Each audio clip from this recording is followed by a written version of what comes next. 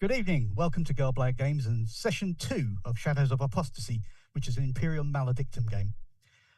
If you haven't already, please visit the Discord channel. We've got a really good community and we'd love to see you. And if you'd like to support the channel, there is a Patreon. The links will be in the post description below. Please also do like and subscribe, as it really does help the channel. I'm Richard. I'll be the GM for tonight. Now, you may have noticed our lineup has changed if you saw the previous season, and if you didn't, why not? Unfortunately, both Nick, who plays Echo, and Dash, who plays Newt, have other commitments, and so they can't be with us. Hopefully, they'll rejoin us for a subsequent season. But we are fortunate enough to have Ben and Aaron joining us this season. So, Aaron, would you like to kick off the cast introductions? Absolutely. So, thank you. I'm really looking forward to playing this game. I love Warhammer 40K and the Inquisition in particular, so this will be a lot of fun. I'm Aaron. I am playing Harrow. He was born on the Shrine World of Macaria, was destined to become a confessor until his psychic abilities manifested, and he was away blank ships to go to the Scholasta Psychana, where he eventually became a fairly talented biomancer and was recruited by Inquisitor Killian for his subtle use of his psychic abilities. Impressive. A subtle psycho. Sounds dangerous. Hello, I'm Ben, and I shall be playing Tessera Lothos, a Scholar Progenium, totally imperial citizen, recruited into the Inquisition, given a gun with a very, very long sight and told kill people very far away because the Emperor wills it. And so that's what I do.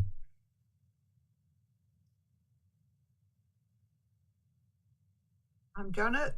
I also play, my character is Zilch. I support the Omnisire in his every manner and deed, and as a reward for my exploits last time, I now have a Mechadendrite.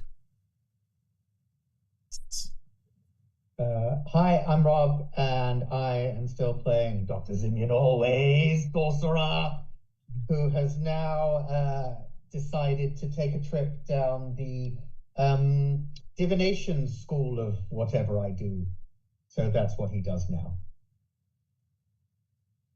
Hi, I'm Roger. I'm playing Hector Cato, Scholar Progenium raised member of the, or former now member of the Adeptus Arbites, and courtesy of the Inquisitor pulling some strings, he's finally got his hands on his old trusty Arbite shotgun with extra loud pump action.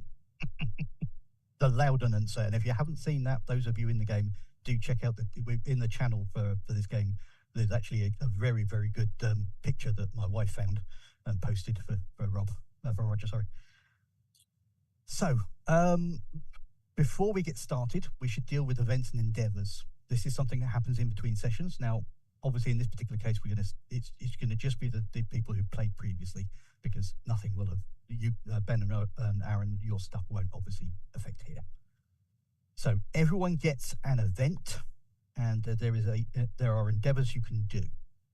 Now, I did have a look through. There are some special ones from the Inquisitor's book, which, based off of Aaron's comments, I did buckle and pre-order. But I am very impressed with what was on there. So, you know, so I think for the moment we'll leave those off. Maybe if we get a second scenario in this season, then we can investigate that once I've had a chance to really read it properly. So, if Janet, Roger, and Rob would like to roll me a percentile roll to see what events happened to them.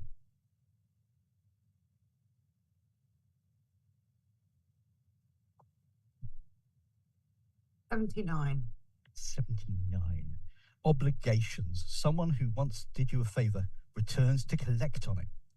Maybe they're a Macarian vigilante who overlooked a minor infraction, an administratum adept who expedited a vital request, or an old Astra Militarum comrade who saved your life.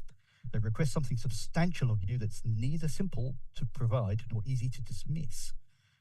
This might involve multiple endeavors to resolve or form basis of future missions. So what we'll do is we'll discuss that after the scenario. You've had a conversation, someone's spoken to you on the previous world that you were on, Dominus Gamma, and we will look into how we'll fit that one in moving forward. Okay. Next. Oh, me, 90. 90. Victory celebration. Woohoo. Following your dealings with the cult, the Gene Sealer cult, and just before you were shipped off world, a great celebration took place. Oh, excuse me. Regardless of what it was, in this particular case, obviously that, it offers a momentary respite from the endless toil and misery of life in the Imperium. If you choose to take part in the celebration, you feel rested and rejuvenated, and you may ignore the next fatigued condition you acquire. Damn right I took part in the celebrations. So yes, thank you. Roger. 94. 94. Crushing tithe. Conflict breaks out in a nearby subsector, and Imperial tithes are raised in its defense. The party loses 50% of all their accumulated wealth that hasn't been stashed or invested with the speculation endeavor. Alternatively, each party member must surrender a common or rare weapon to the cause instead. Thanks for that. I'd like to surrender Anytime. the Arbites.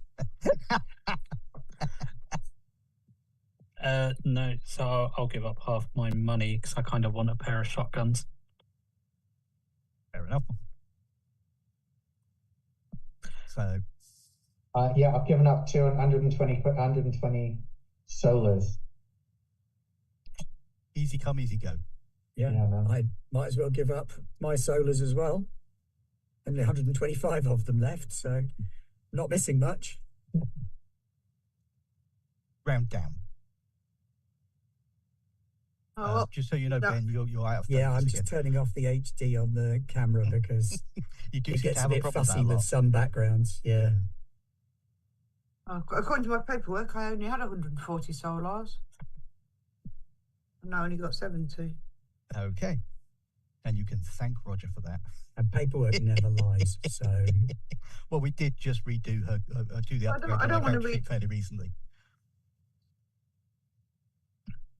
Okay, so endeavors. Endeavors are things that you can do in between sessions, and there again there are some extra ones that were in the Imperium, the Inquisitor's book. For the moment, we'll stick to the standard ones. There are group endeavors and there are individual endeavors.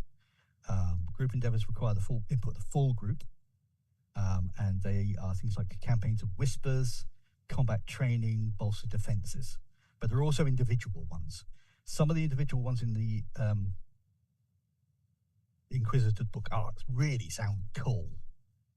Things like embedding yourself in a heretical cult to find information. Condemning nemesis, cultivating network. There are so many really interesting ones. Crafting anointed weapon, learning a true name, etc. There are quite a few really fun ones. So we'll go through the ones that are in the main rulebook for the time being. If you really don't like any of them, we can look at one of the other ones. So the individual ones are speculation, which is rather than carrying around a large sum of solars, you may instead choose to invest it. And there's a in between during the next between missions period, I roll a D100. If it's greater than a chosen number, which you choose between 1 and 20, then the venture was a success, and your amount invested increases by a number of percent equal to the chosen number. Commission, which is you commission a piece of gear, requires you first locating a capable tech priest.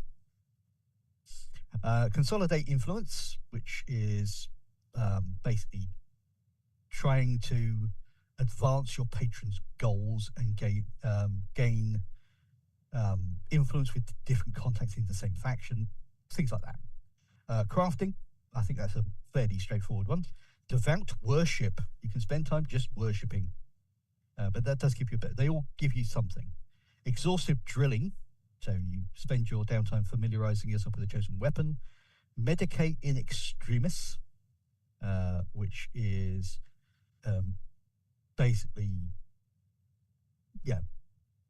medical. I'll go into the blurb if people need it. Garner reputation, so you try to charm another faction. Income, which is you select a skill or specialization that you have advancements in and try to use it to generate funds. So you could be the next fry cook in the street food thing just to make some money between missions. Training rights, so you're sparring with a partner and you have a chance to gain a minor benefit.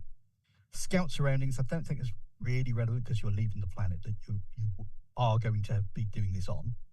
And consult savant. So you're looking for an expert in the field, and you can again gain a temporary minor benefit. What page are they on, Richard? The individual ones start page 231. Thank you. And what about the group ones? 229 is for the group ones, and that's the Campaign of Whispers, combat training, or bolstered defenses. You don't have a base at the moment, so the bolstered defenses is not really relevant.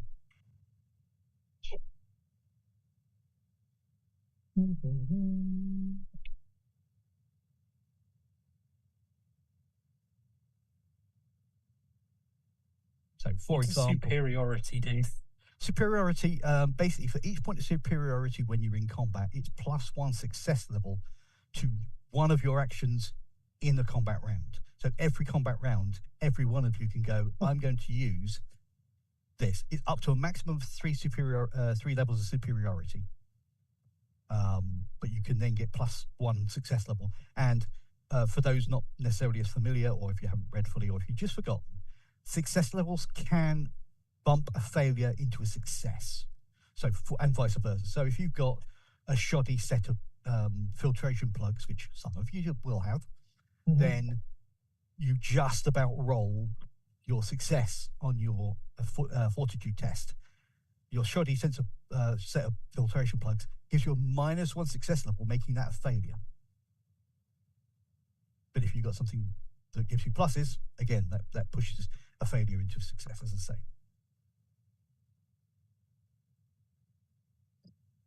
The combat training group one sounds pretty cool. Yes, it's a fairly decent one. Obviously, it depends on whether people have other things they want to do. Yeah, that one gives basically everyone that's doing it +1 superiority. Yeah. For the next any one combat encounter. Oh, it's only one combat encounter. That's not so good. I mean, you've got the individual one, which is exhaustive training. Select a weapon you own, mark that you have drilled with it. During your next mission, while using this, you may ignore any fumbles you suffer. Doesn't reliable kind of counter that? It only on a 1 to if you roll, I think it's over. If you roll 5 or above on a D10, I think it is. So it's not automatic. It's a 50-50.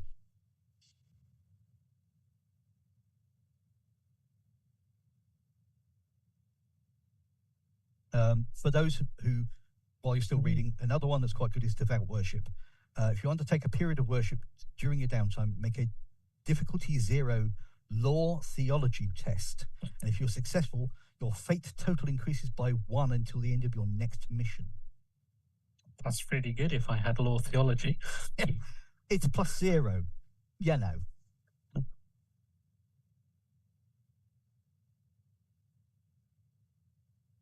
Yeah, I'll go with that. I'll flagellate myself on the altar of whatever. No problem. Income is a good one. If you select a skill or specialization you have advancements in, and we can go through the blurb in between sessions or whatever. You could use weapon skill to partake in an underground fighting match, or piloting to operate a loader.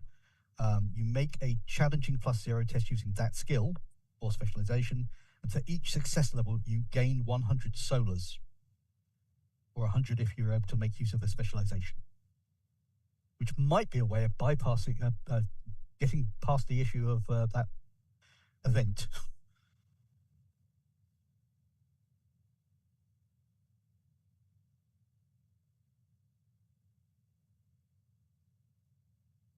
And the other thing is, if you're not sure, I'm feel tempted free. to do consolidate influence Okay. to try and gain more influence with. Well, we put Inquisition, but that's only because Arbites doesn't exist yet. Then you have to have gathered at least +1 influence with 3 different contexts. Oh, do you? Yeah. Oh. Once you've gathered at least +1 influence with 3 different contacts of the same 3 different contacts of the same faction, you can use your sway with them to attempt to better your reputation within their faction. So I would need to do +1 in 2 others. I mean, you could do speculation to save your solas. You could do commission to get someone to make something for you, but that's going to cost. Yeah, money's not so good right now. Yeah, you could do income to get more money. And you could do garner reputation. Choose a faction you have previously encountered and make a rapport charm test. If you succeed, you gain +1 influence with that faction until the end of your next mission. If it's a fumble, you should record this. Future attempts to court the same faction are at -10. And receiving a second fumble results in a -1 influence instead.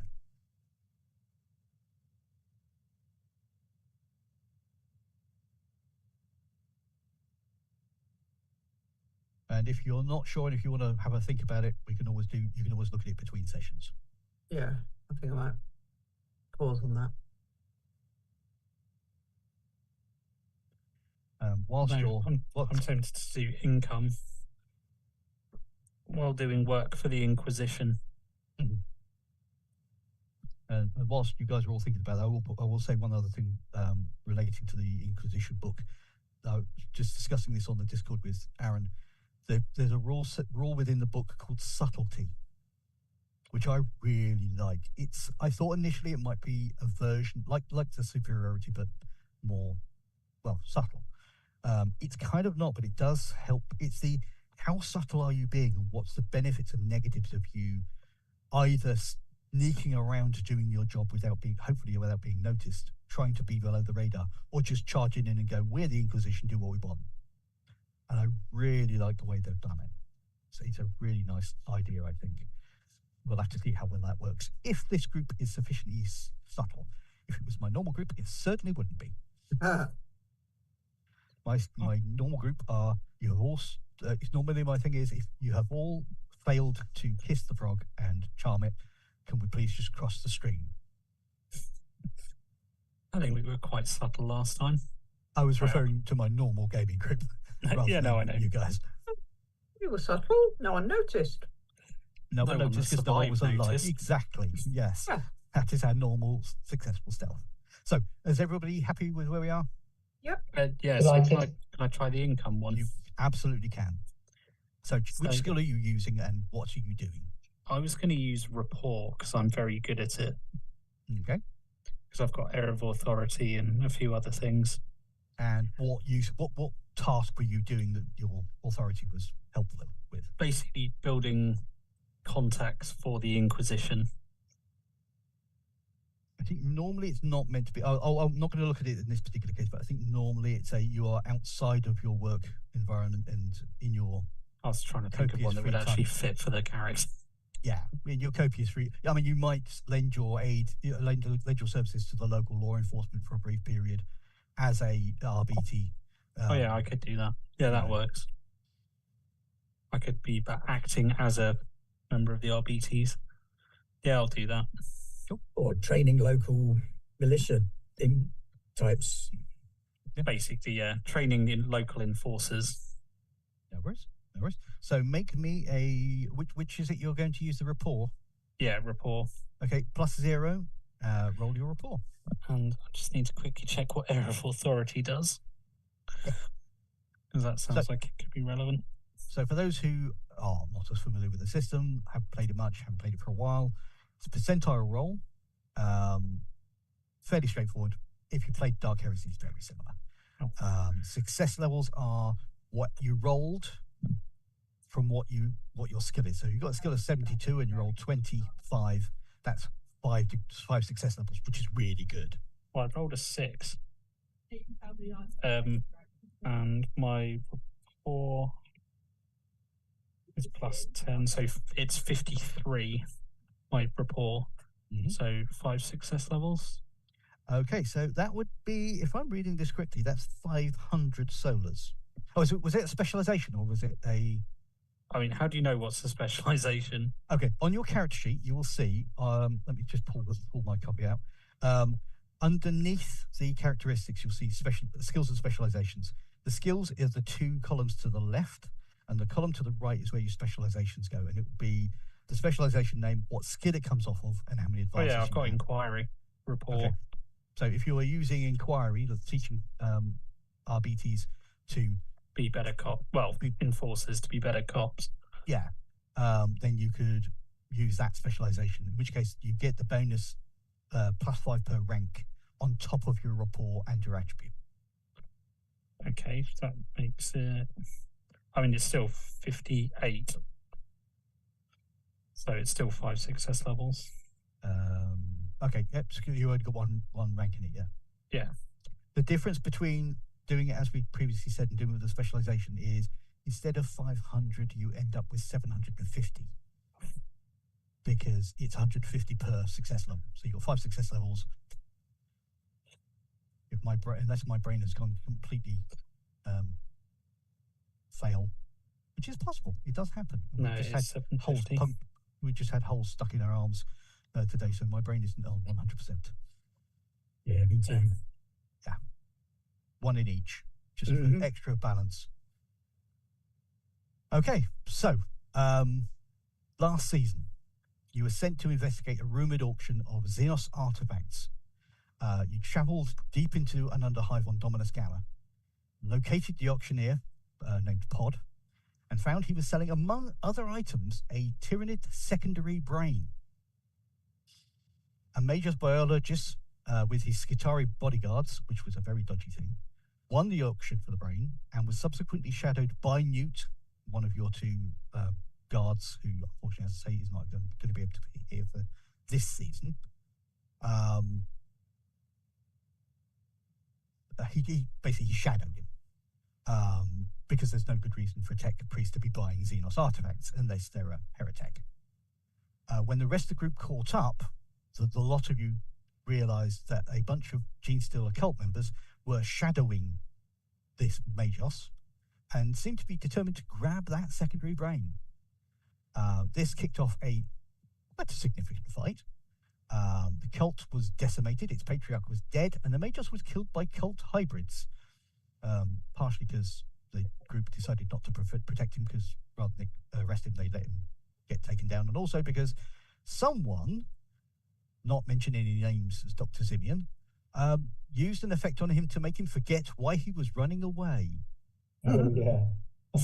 Yeah, so That's brutal and harsh, and I love it. Yep. Mind crime. Yep. It's not a crime when you're the Inquisition. Big fight. You took them all down. Then you headed back up to the levels of the hive that you'd been on previously. In the meantime, the Inquisitor's interrogator had arrived on planet. And when he debriefed you, he demonstrated that the lack of discipline, based on what was said in the early episodes of the game, of the group, would not be acceptable. And to make his point, he shot the previous briefing officer in the head for being unable to control you guys. As a lesson, this is what I'm willing to do. Behave. He then, because you'd done so well, he did congratulate you and send you on to your next mission. Obviously, with the events and endeavors that we've had, there was a little bit of a time in between. So now you find yourselves aboard the cornucopia of the Emperor's Bounty, headed who knows where. At the moment, it's your normal group who are in the what's the word I'm looking for? I lose words. It's terrible. Briefing room? No, the place you basically where they put you up. Barracks. Barracks. Thank you. Quarters. Quarters. Yeah, one of those words. Words hard. You've been there probably for a week or so. There's enough in this area. It's kind of almost like not as nice as a hotel suite, but it's almost like that kind of thing. So there's food preparation, there's the appropriate bathing and toiletry areas, rooms for all of you, possibly possibly bunks rather than an individual one each, and a crew area for you to relax, and a few bits and pieces. There's probably a small shrine there, although if you want to go to the main shrine on this deck, then obviously you can do that. If you leave this area, the crew do prefer that one of them guides you around, because A, they don't want to lose members of the Inquisition to having gotten lost, or to some of the other individuals who live on the ship that aren't technically part of the crew. Imperium ships are quite large and prone to having underground groups in lost areas. But you've been here for about a week, as I say, and as you're doing whatever you're doing day to day, the door opens, and in walks a commissar. Not the previous commissar, for obvious reasons, that there isn't a bullet in the head. And he's walking by himself. Yeah, but actually he's not walking by himself. He is walking on his own legs, but he is not walking by himself. Male commissar, as opposed to female last time. With him are Aaron. Would you care to describe Harrow? So with him, you see a man. He's about 6 feet tall, wearing a great coat, Imperial Guard pants and boots, and like a sweater under it. He's bald, and he's got horrible scars on the right side of his face. It almost looks like he took a shrapnel wound and then it starred out. So he's got scar tissue running across his forehead, across the bridge of his nose, through his lips, and across his chin. He's got muddy gray eyes and a grim appearance. If you didn't know better, if you would expect to have seen him in like Ministorum clothing, and you would think that he was probably a battle abbot or something, but he is clearly not. He introduces himself as, "I'm Harrow," and he holds up his right hand, and the Electu on his hand flares to life, and you see the Aquila with the inquisitorial eye in the middle and the Scholasta Psychana symbol to indicate that he is a sanctioned psyker. Just to be clear, this is who I am. For anyone not aware, an Electu is an electric tattoo, basically. So imagine a tattoo that it lights up as if it's... Okay, Ben. Probably wouldn't really pay much attention to this small, skinny person stood at the back there. Insignificant, 5'6", lurking, doesn't say anything. Short black bob, noticeable more for the big metal plate in the side of her head on the left-hand side. One very large bag. No armor or weapons particularly visible right now, and not talking. The Inquisitor standing in full number one, the commissar, I should say, bad monkey. The commissar in his full commissar costume, uniform, full, sharp creases, everything immaculate. There is not even a speck of dust or rust or oil that you would expect from a ship which has probably been traveling the void for quite a while.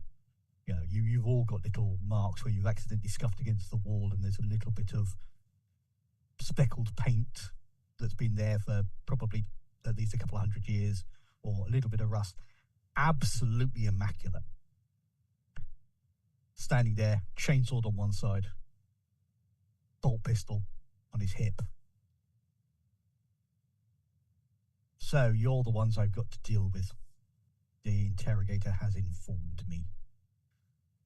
I am Commissar Dansk. I will be your briefing officer. I am aware of what happened to your previous briefing officer. This will be not repeated. I am quite happy for you to do what you do within the remit of your job, but discipline will be maintained. First infractions may simply be a limb. Second and third may be more meaty sections of your body. I will shoot people in the head if they do not respect the Inquisition and the Inquisitor's discipline. Now, we are headed to your next mission. At this point, you do not need to know what that is. However, I have been discussing with the captain of this ship ways that you might be useful and ways we could utilize your skills and test your skills. So, apparently there are forgotten areas of the ship, areas which are not for general use. These are known by the crew as dark sectors.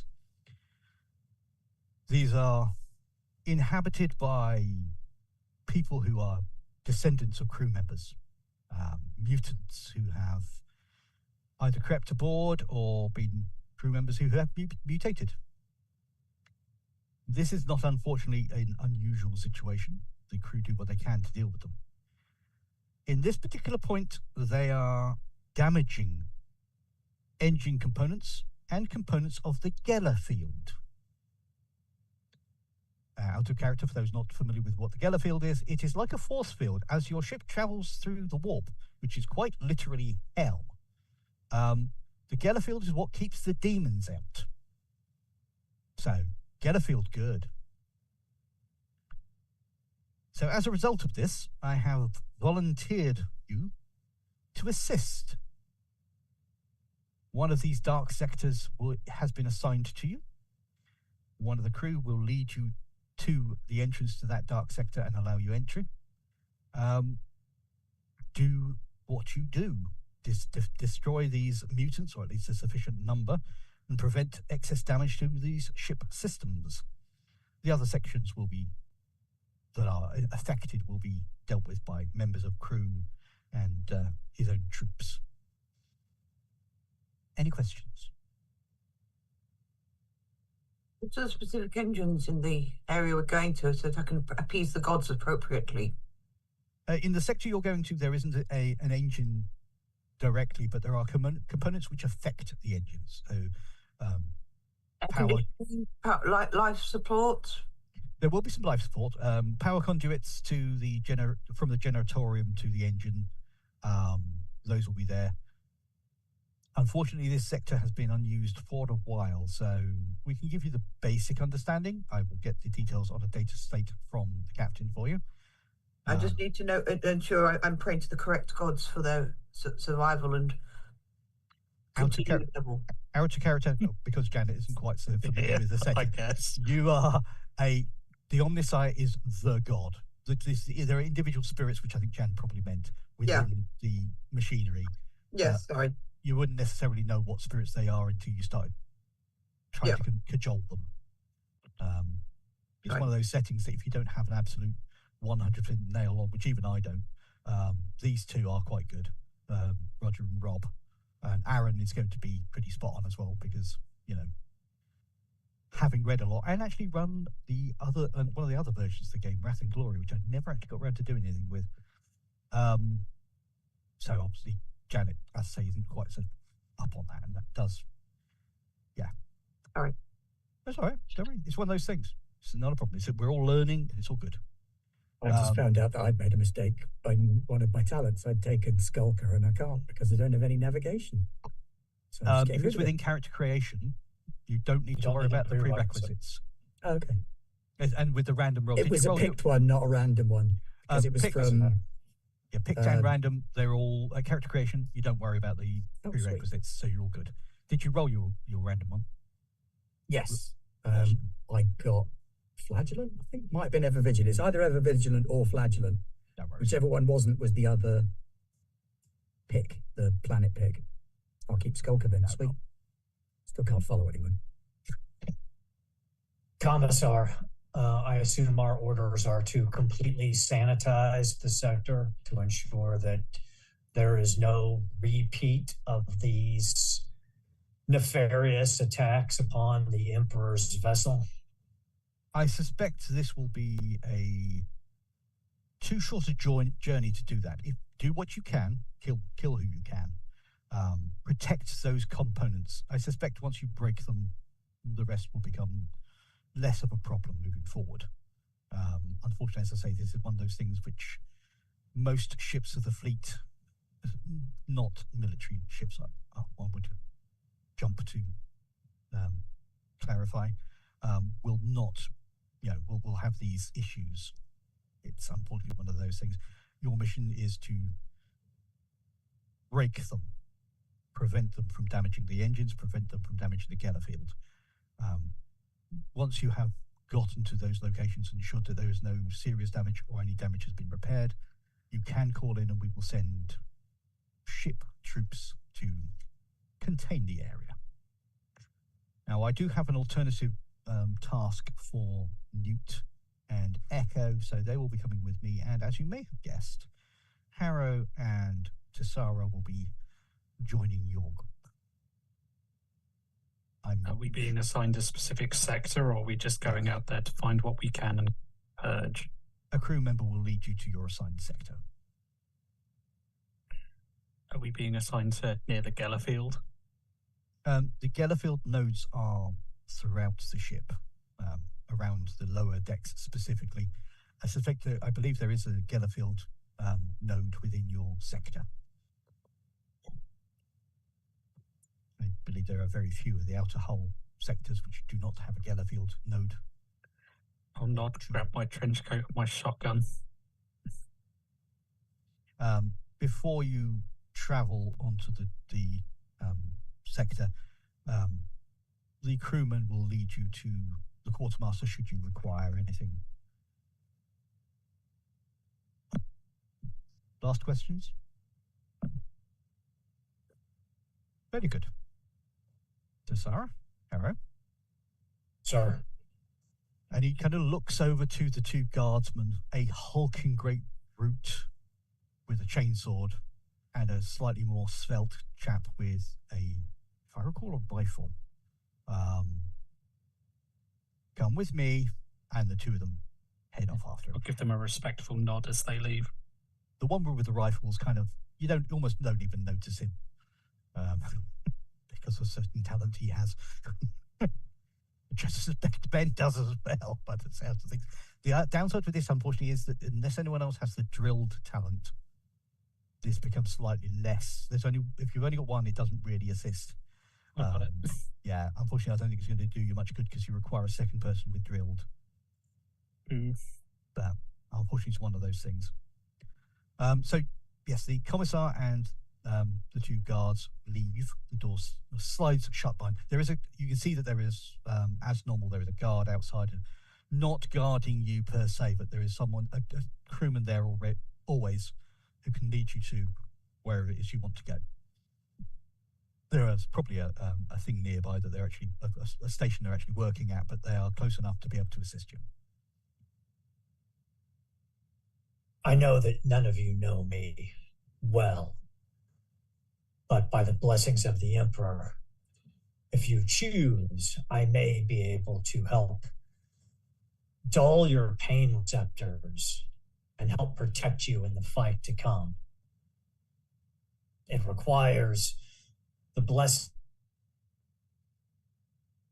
If you do not wish to partake, say so now. If you wish, join hands with me and I will try to evoke this power. So basically he's talking about a sustained power called dull pain, which allows you to feel no pain and gives you 1 point of armor, bonus armor to all locations. And it's sustainable. So it's up to you if you think your character would be okay with having a psyker enhance him physically. Yes, I'll grab your hand straight away, sir.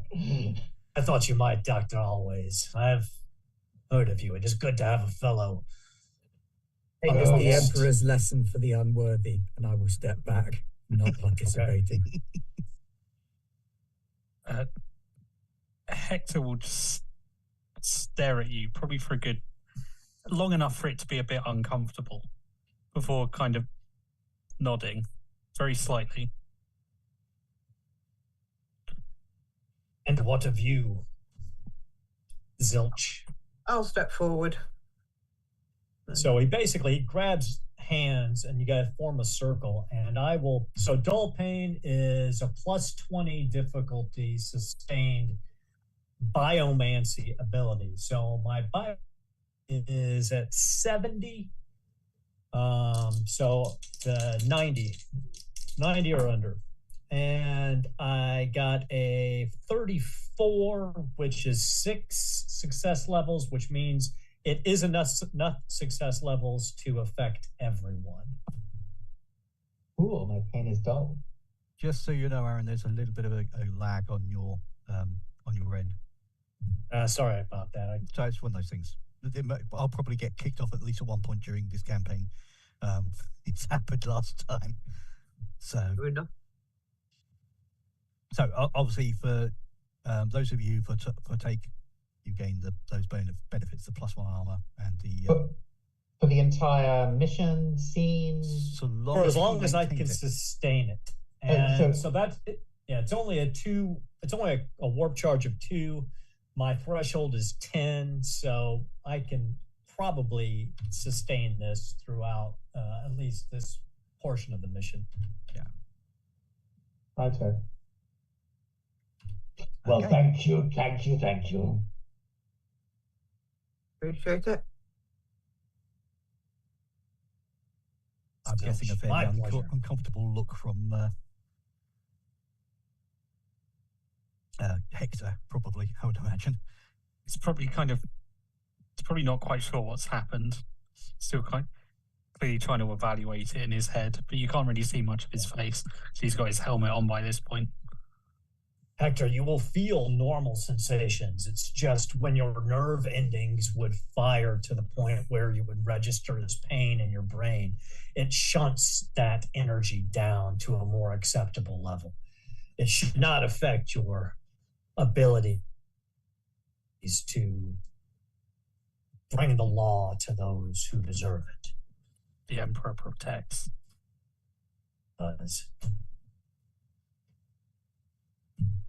Okay, so what are you doing now? Are you going to go to the quartermaster, or are you going to head straight for the sector? Shopping montage.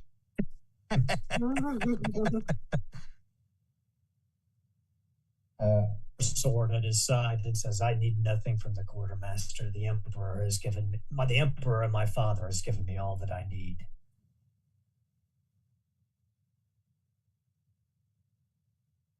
Right. Going to the quartermaster, I may requisition some extra bullets just to be on the safe side. No worries. It just Armor doesn't stack, does it? I don't believe it does. This power gives +1 to your existing armor. So, yeah. But yeah, you can't layer armor. Is it just standard ammunition, Ben? Or are you going for some of the more? No, my sniper rifle takes bleeders, man stoppers, and regular ammunition. Okay, so man stoppers are scarce and bleeder are rare. So, where are we? Market availability. So, scarce. You're on. I will treat this as being you are on a forge world. No, that's a bit over the top, I think. We'll treat this as being on a hive world for purposes of availability. Now, you are Inquisition. That is what your faction is, as opposed to Adeptus Mechanicus, Arbites, etc. So, the bonus roll that I told you about previously, which I'll mention again for the people watching. We came up with a suggestion, which is something we've gone with, which is for each point of each point of influence you have with your main faction, goods or services from that main faction are increased. I think we said, was it 2%, Roger? Yeah. By 2%. So add, for each point of influence you have with Inquisition, add 2% to the chance, which I'm about to tell you, which is for a scarce item is 35%. So Okay. if you've got I one only have influence, the one influence, no, so that boasts it's still up to 37 rather than 35, which is not great. Oh, sorry, 75, 77, because we're What talking about a scarce rare one, aren't we? item? That would be 35% plus your. And can you try for more than one, or do you just get one?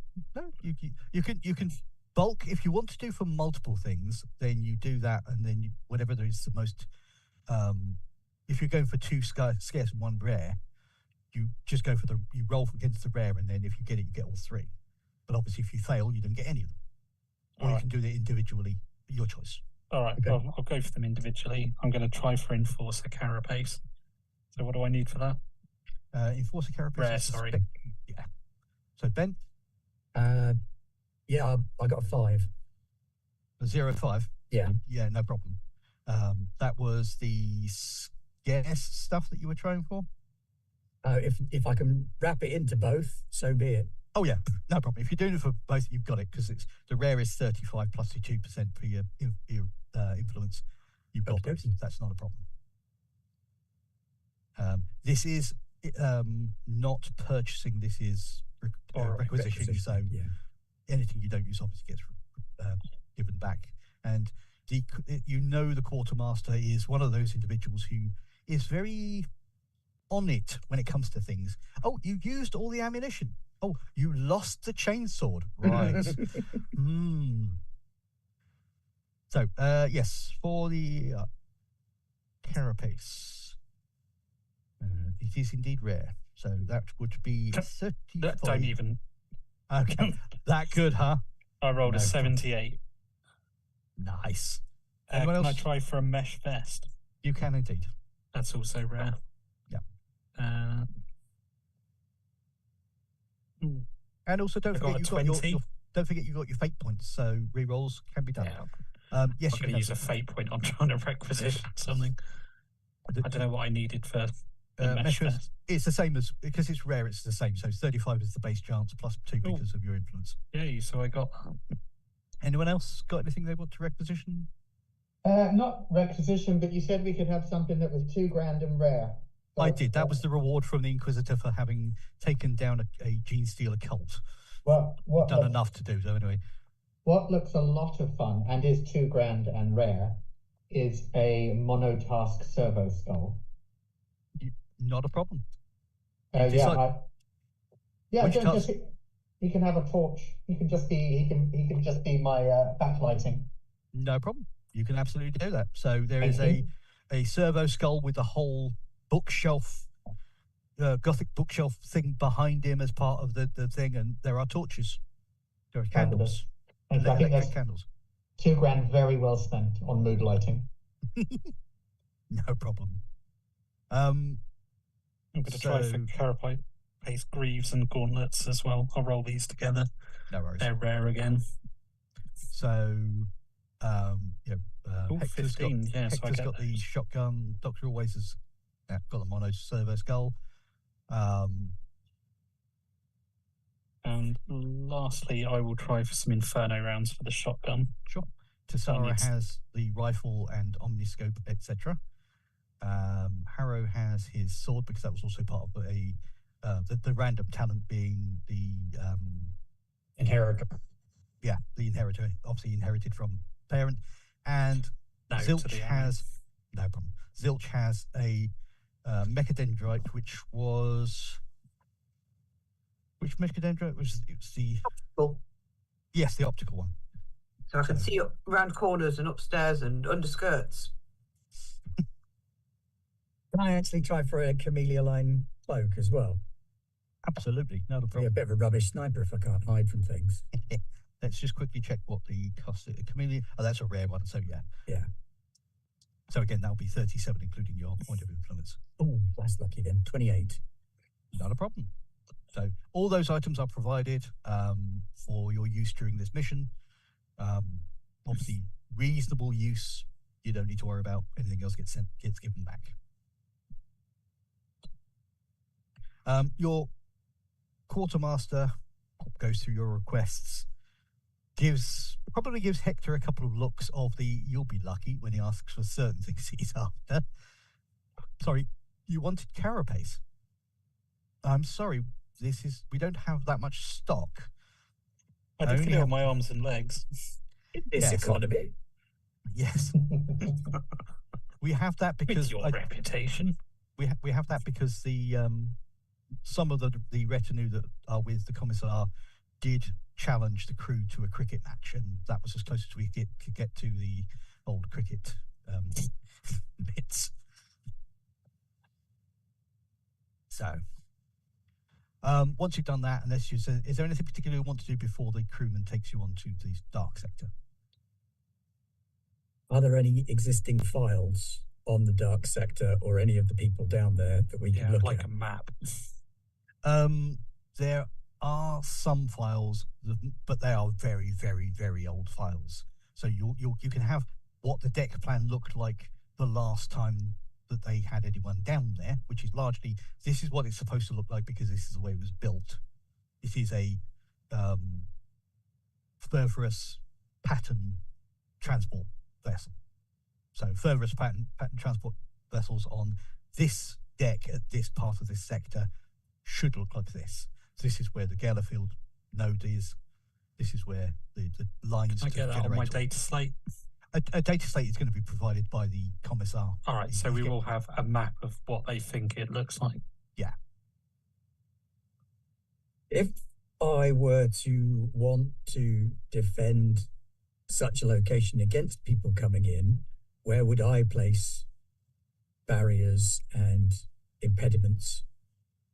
I'm going to try and reverse engineer where we might expect to encounter trouble. Sure. Let us call that which is the most likely one. I would say this is probably going to be law.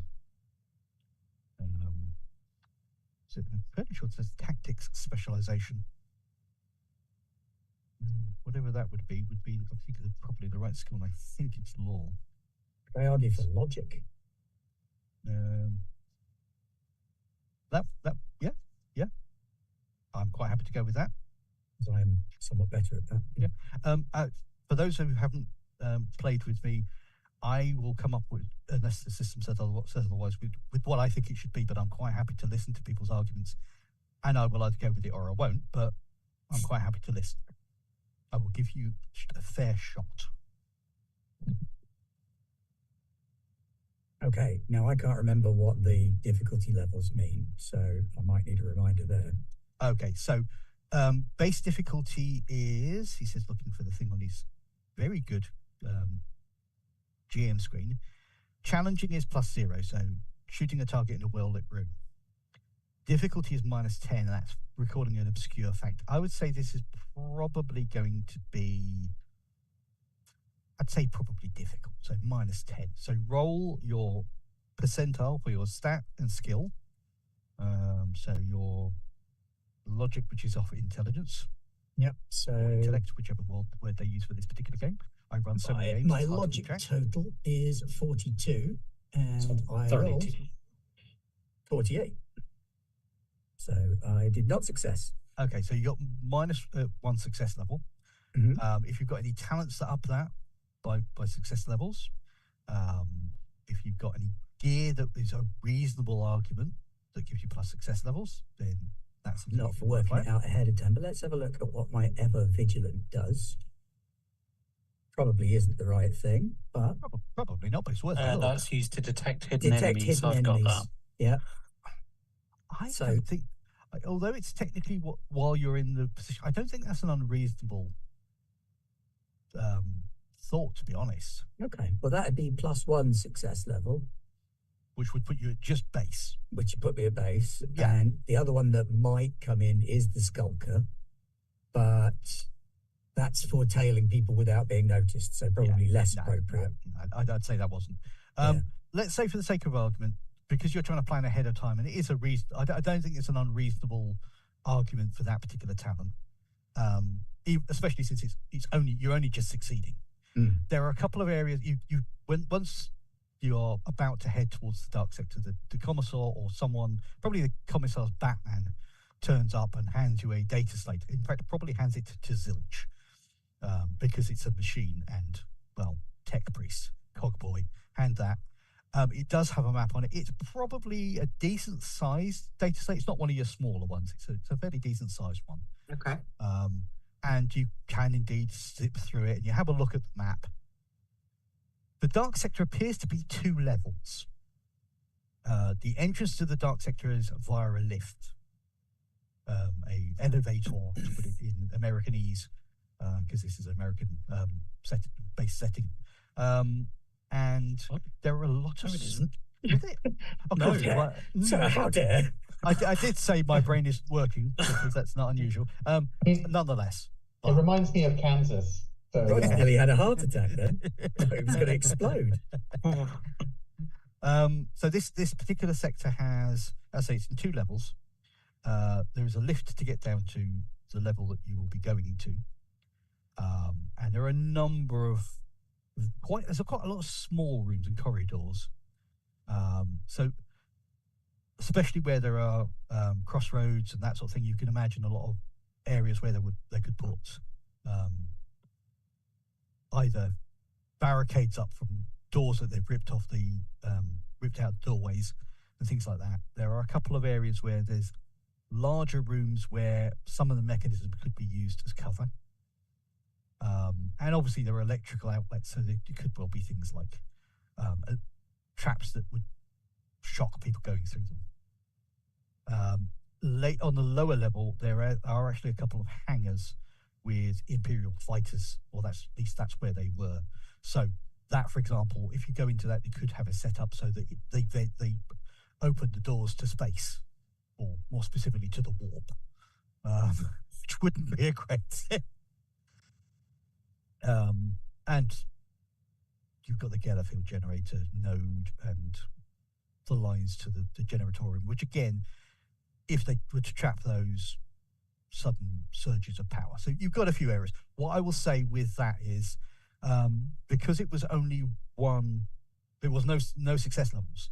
Mm-hmm. I will say that it will give you advantage on any dice roll you make to try to gain superiority when you're getting into a combat situation. Normally, superiority is gained through one of 3 methods. The first point of superiority you get for knowing the terrain. So the battlefield you're going to, the fortuitous position, normally setting up ahead of time. Know thy foe. Research important information about your enemy. You're aware that these are the descendants of crew and probably at least a few of the mutants. So that would be a good bullshit to get that. And know thy players, and it's a reward for player ingenuity. So if you come up with a really great idea, that would possibly give you an extra point of superiority. So you'll get a bit more leeway with what you're asking for because of that dice roll. I think that's a reasonable response to the success level. Okay. So now you've got the map, you've got your gear. Once the commissar's Batman just almost dismisses your. I'm hearing something in the background of someone. All my people are in a cupboard, so they can't hear a word. So every now and again, a thing pipes up, and I'm like, "What the hell's that? It's not here." Anyway, so once that's happened, you're almost dismissed by the Batman of the commissar and the crew member. You can almost hear the rolling of eyes from the crewman, and he kind of leads you off through the deck you're currently on. And the deck you're currently on, it doesn't look like it's been given any real upgrades recently. They do paint the walls reasonably frequently. Whenever a crewman or crewmen are bored or don't have any work to do, go and paint that bulkhead over there. paint section D3. But it's not the greatest of work. It's kind of, they paint over what was already there. So painting paint over a rusted paint scheme, you can imagine the effect. Some of the walls are basically layers of paint dating back centuries, with the wall actually missing beyond it. Quite probably. And there are going to be areas where the paint, although the paint is there, the pieces of rust, the rusted areas or the peeled underlayers come away, and you've got like almost a feather effect as the sections of paint have basically peeled away at the bottom and curled. But there are still lots of skulls. The skulls are beautifully maintained. The imperial symbology is that's immaculate. It's just the bits in between. And they lead you through. This person leads you through and leads you to just a normal door, just a normal sized personnel door, which slides open and leads into a room that's probably 4 meters by 2 meters. And there is almost nothing in this room. The only thing in this room is in the corner, almost directly opposite you, a pedestal with a skull and a couple of buttons and some cog motifs. I'm presuming you will go in? Yes. Of course. With a nod of respect to your cogboy, this crewman starts muttering supplication to the machine spirit. A little bit of, he's not quite right. Zilch, you can tell that this guy he has been trained to an extent, but he is not Mechanicus. No. He's a crewman who has some at least one advance in tech use. And he mutters the appropriate things. He dribbles some oil from a little bottle that he sort of pulls out of a pocket, presses a button, and there's sudden shuddering, and the whole floor just starts with the clunk of, almost like it's on chains. You know, like you see these machines that are, it's that kind of thing, and the whole floor reasonably smoothly starts lowering. It is not affecting the walls. The walls are still static. This is just a platform. And you start going down this shaft. And this shaft goes quite a distance. I mean, you're on this shaft, not traveling massively fast, but you're on there for at least a couple of minutes as this thing as it lowers down. And Richard, as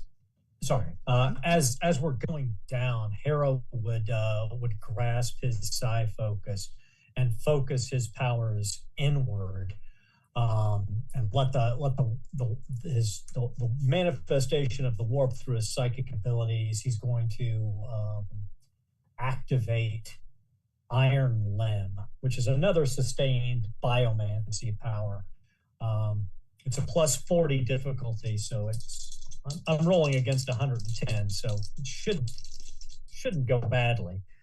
I got a 32, so that's 8 success levels. But what that does, it's another sustained power, so it takes my warp charge up to 3. But it gives me advantage on weapon skills or strength checks, and the bonus damage for my melee weapons is no longer based on strength. It's based on my success levels of the sustained power. Okay. Everybody hide behind Harrow. Okay. About, let's say for the sake of argument, it takes you about 4 minutes for this thing to drop. And it's dropping probably about 1 meter a second, the speed it is going. It's smooth, but it is, dropping quite a reasonable pitch. About 2 seconds in. So you're actually, no, it should be probably longer than that. It's probably going to take you about... it's going to take a few minutes, quite a while. So let's say 2 minutes into a 4 minute drop. My brain caught up with the stupidity of the original comment. Suddenly, 2 of the walls aren't there anymore. As you breach the ceiling of a slightly larger room. You can see down into this room. There's a lot of detritus. It's quite dark down there, but there is some light, and you've got some light with you, so you can see what looks like detritus on the floor. Bits of old machinery, ration pack wrappers, that sort of stuff. Probably a fair amount of grime. And you can see there are 2 doors coming off of this as well. One directly opposite of where you are, and one on the left-hand wall. Again, both of those are normal personnel-sized doors. And for 2 minutes, the thing just continues to lower until it drops into what is obviously a recessed area in the floor. So the whole platform comes down and you are almost level with the floor. Almost. Look around. Is there any sort of movement in the darkness, in the shadows? Anything scurrying towards or away from us? Let's make that. Anyone who wants to can make a... Where's the skill on this one? Awareness roll. I'm going to say this is going to be a -10, though. Is that because of darkness? Because of darkness. The closer bits, you'll get the benefit of Dr. Always monitor skull, but as you get further away, you won't get that benefit. So I'll kind of... I have a photo visor. Will that help? Oh, 100%. 100%. I was going to say, I think my helmet will compensate for the darkness if it's just that. Anything that you have to bypass. I'm going to give you the basics of what I've got, and if you've got something that counters it, absolutely 100%. Yeah, my mechadendrite ignores poorly lit in dark zones. No problem. Yeah, basically, we all just went, I have dark vision. So this 3-meter long snake-like thing, probably does Zilch keep this in the robes? Is it just not obvious? Not obvious until it just popped out the back of the hood of my back, up so the back of my neck, sort of bypassing the hood. That is not up at the moment, and it's just sort of looking around above the top of my head. For some of you, definitely. For the others, but maybe this might be the first time you've seen this. Is this metallic snake kind of exits the back of the robes and just kind of snakes forward, and the integrated stab light kind of pops on and sort of looks around, which for anyone who doesn't have anything that bypasses the darkness, that will certainly bypass the darkness for you. So it becomes Arrow still hard failed with 96 on his awareness check. I got 4 success levels. Unless it's detecting hidden enemies, then it's 5. No problem. 4 success levels. Rob? My awareness is 41 and I rolled 41, so I guess there's 0 success levels or 0 1 success level? 0 is what it is you take the what you rolled again from the skill that you've got. Right. If you've gone underneath, then obviously there's positive. It's a lot easier than Dark Heresy. Dark Heresy was down to the point. This is just whereas the units dice on this, when you're rolling to hit, is it's your location. Which again, I like the way they've kind of done it. It simplifies it a bit. So Rob, sorry. No, didn't really feel the need to do it. Everyone else seems to have got themselves under control with this. No problem. So anyone who succeeded, which I think is everyone apart from Rob who didn't try, Zimian who didn't try, and Harrow who was too busy concentrating on getting this power going and just kind of really getting into the zone. Looking cool. Standing there looking really sort of dashing, debonair, and just action, Captain Action. Or old and angry and bald. It's either that, or you sort of everyone else barring you two notice, and the rest of you turn around, and he's kind of scratching at the ear sticking, finger in the ear to try scratching an itch that you can't quite get to. Yeah, one of these. But there you go. Those of you succeeded, especially if you rolled well. So Hector definitely. No, there is no danger in here immediately. There is movement, but you think this is just rats, or something along those lines. So Jan, how many success levels did you get? 4. And Roger, you got 4. Ben, you were at 0. So Zilch and Hector, what you do see is the doorway that's opposite. You can only just make this out, but there appears to be a mark on the door that is still there. So half open, but it is still there. Which the hairs on the back of your neck stand up. you feel a physical revulsion as you see a star-like shape, which, yeah. I spit. So do I then. Why are we spitting now? You hear me very loudly cock the shotgun and start stalking straight towards the door. Yeah, but that's not unusual. Can we narrow it down to the reasons? As they see me walk towards the door, I'm guessing they'll spot it. Yeah, I mean, it might take Harrow a little while, depending on what's distracted him. But yes, you do spot Tassara. You'll notice pretty much almost immediately, because you succeeded. You just didn't get a massive success. As he walks forward, yes, there is a very much heretical symbol of the ruinous powers carved into the door. And what does, for those of us not familiar, what does that look like? An eight-pointed star. Octarine. Okay. And to those, again, not necessarily familiar, the ruinous powers, specifically, this is the chaos gods. So god of war, god of death, god of murder, god of bloodshed, god of change, yeah. god of excess, and pestilence. God of being written out of the lore in about 5th edition, and then kind of being written back in 8th edition, and then being written out again in 9th. And I mean, if you really want to get real old school, you've always got Malal, the 5th chaos god. That's what I was thinking of. Is this a particular chaos god, or is this like the one size fits all? It's just like generic chaos. Chaos undivided, yeah. Yeah. I like so we couldn't make up our minds. Specified. Chaos can't make up our minds.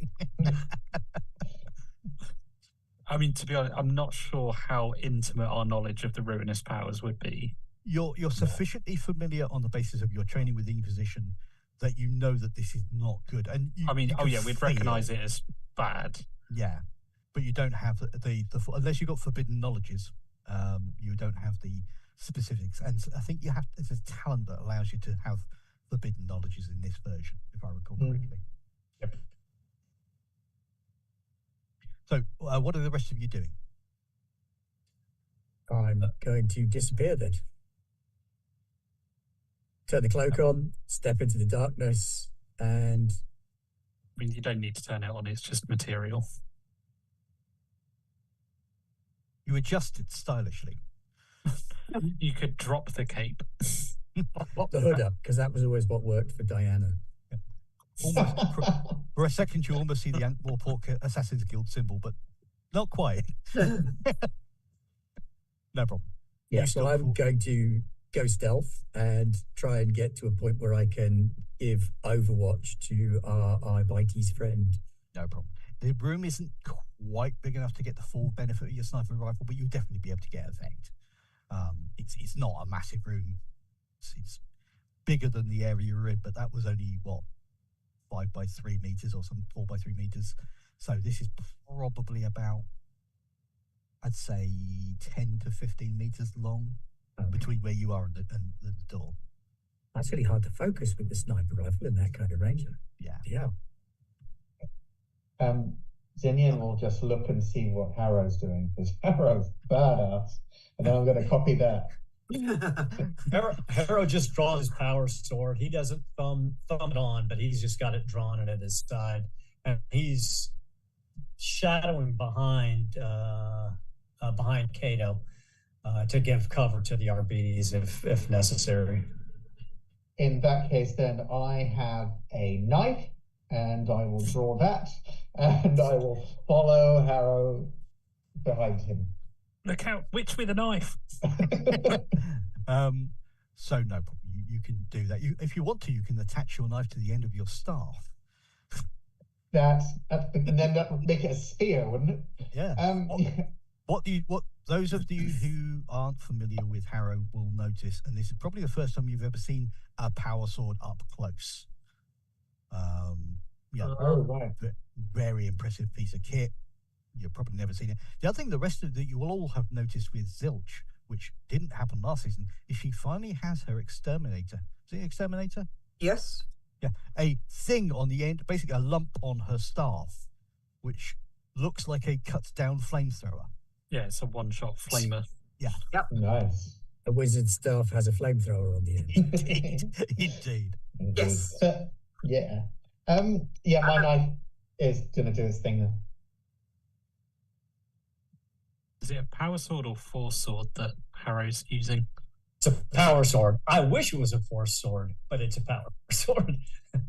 Force swords are way too expensive at the moment. Yeah. That's fair. I mean, I've seen power weapons before being an Arbite, but I was just wondering. Yeah, no. Maybe one day Harrow will wield a force sword, but at the moment he's wielding his family's power sword. I think I just froze there for a second. So assume I'm not sure where I froze, so I'll just so you start moving forward. The floor underneath your feet is strewn with stuff, so it's not the most even stable flooring. You can move you're all experienced enough to move forward and kind of almost slide your feet in some ways, or be careful where you're putting your feet, but it will slow you down a tiny amount. Then when you get to the door, it's probably, assuming the door is about 3 foot wide, maybe 3.5, it's about half that shut, and it slides into the wall. Looks like it's probably slightly rusted. Whether you can move it further, you don't know. And melted into the metal. You're not sure by what, because there's no obvious sign of it being like a heat device or a drill. It's not scratched. There is this symbol, this 8-pointed star, which makes your skin crawl. Where did I put that thing? Does Zilch have a las cutter on her? Do I have a last question? I don't believe so, but it would be in your equipment list if you do. I think it's too much of a specific Not a item. combi tool. Yeah, I have a feeling it's going to be too specific an item to be a part of a toolkit or such. Yeah. I've got an trenching tool and a multi-tool, but... Yeah, las cutter trenching tools are brilliant. It's a shovel. Yeah. Las cutter is a specific item. Now, it's an unfortunate thing that it is a encumbrance 2 item rather than an encumbrance 0 item because of that new talent you have. Because you could have that if you wanted had the money, but unfortunately it's too heavy. Yeah. So Okay. we were looking at... To be honest, I'm going to be actively trying to not look at the Chaos Star, because no. Yeah. I'm going to be trying to look through the gap in the door. No problem. Let me just find the thing I'm looking for, which I should probably go to the index rather than the contents. That would help. I'm trying to remember which page it was. That one. Page that one. Oh. Yeah. Okie dokie. So, can I have a fortitude or discipline test from all of you? It is +0.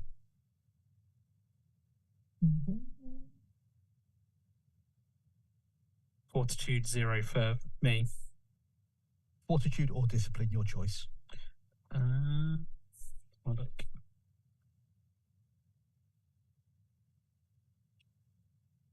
I got 2 success levels on a discipline roll. I got a 1 success level on a discipline roll. Perfect. I have a major failure on either discipline or fortitude. Do you wish to use a point of fate to re-roll? Nah, I'll live I with got it. 3 success levels on a fortitude roll. No problem.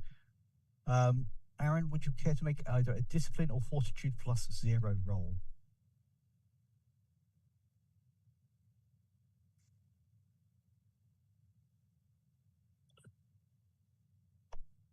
Aaron, did you hear what I asked? Or you No. Okay, right. I just said something and I realised you were probably putting your headphones in. Discipline or fortitude +0, please. Okay, discipline's at 55, and I got a 27. Okay, perfect. So, as Hector goes over to the door, basically almost tries to ignore what's melted into the surface of the door through methods you haven't quite figured out.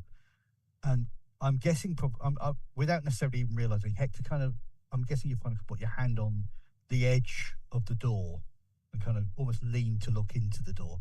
It actually slides almost smoothly away.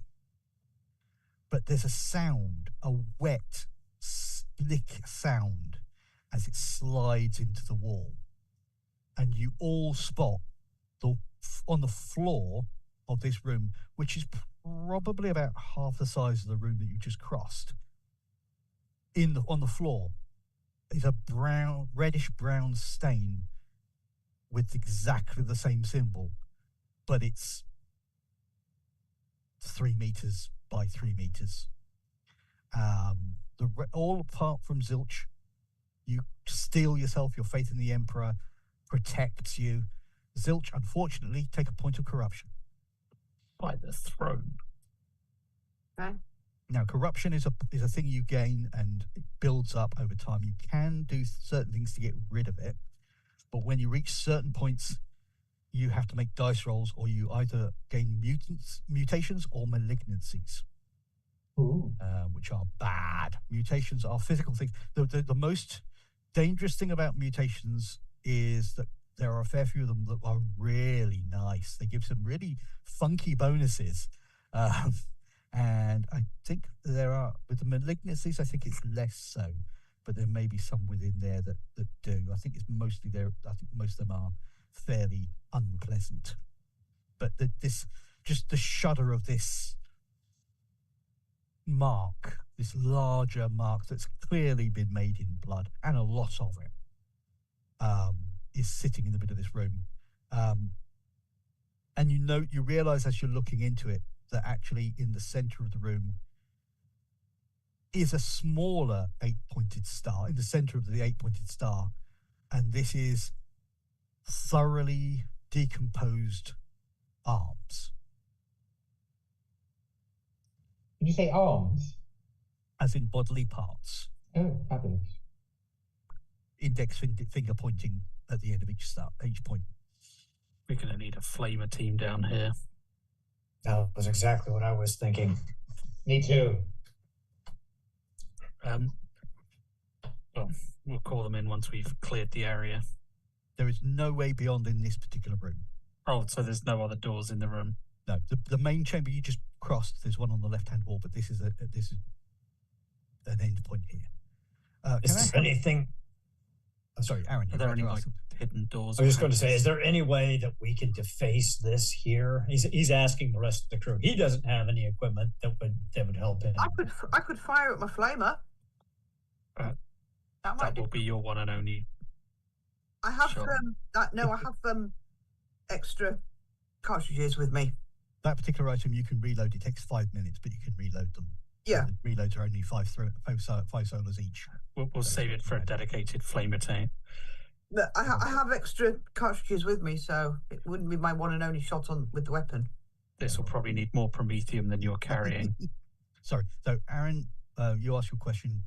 Roger, you were asking a question. Sorry, can you remind me what you were asking? Because I was asking if there were any signs of potential alternative entrances or exits within the room.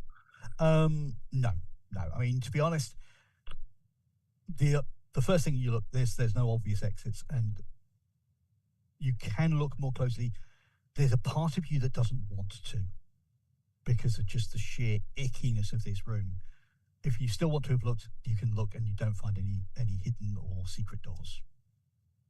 I probably would, because as much as I don't want to, it is, kind of my job. It's what I've been mentally conditioned to do. Can I have an awareness, unless anyone else is going in and doing the search that Hector is? Everyone barring Hector is at +0.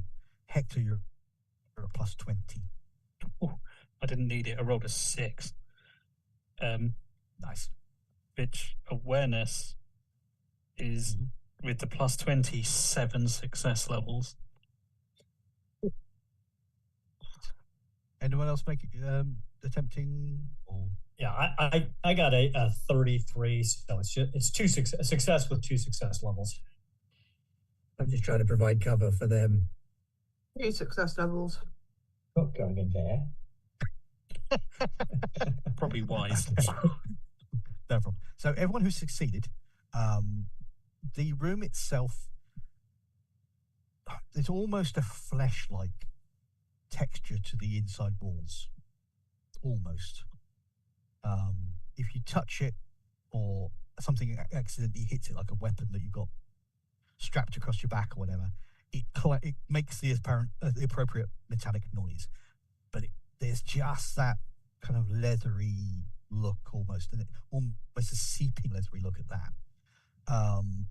With the number of success levels that Hector got, embedded in the floor, buried in this filth, just off from the one point of this 8-pointed star, you see a bolt shell, a large bolt shell.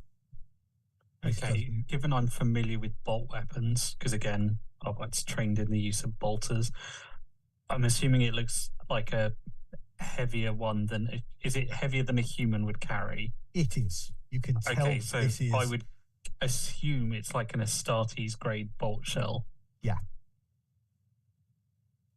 Okay, I'm not going to touch it because I'm not touching any of the thing that's happening in here, because I've got an inquisitorial seal that says nope and nope. So I'm going to get back out of the room and I will report that to the others. What do you think that means? I mean, did they just have one, or do you think something worse is lurking down here? They could have big weapons.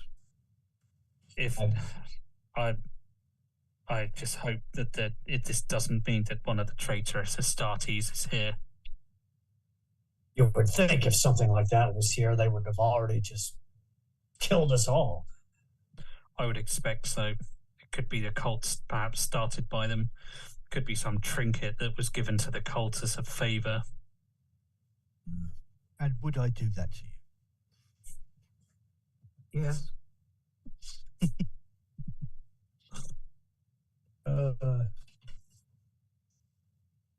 Okay, so you step out of that room. We must ensure that we warn anyone who comes down here as part of the Flamer team what to expect. I would hate to have anyone's mind shattered by seeing this unaware. Do we have a comm channel to the commissar that we spoke to, because he's an inquisitorial agent? You have your microbead and you have sufficient linkages to the ship's systems for the fact that you are working within the ship system, the ship it's at Hull, that you can actually contact him, yes. Okay, I'm going to contact him now. Sure.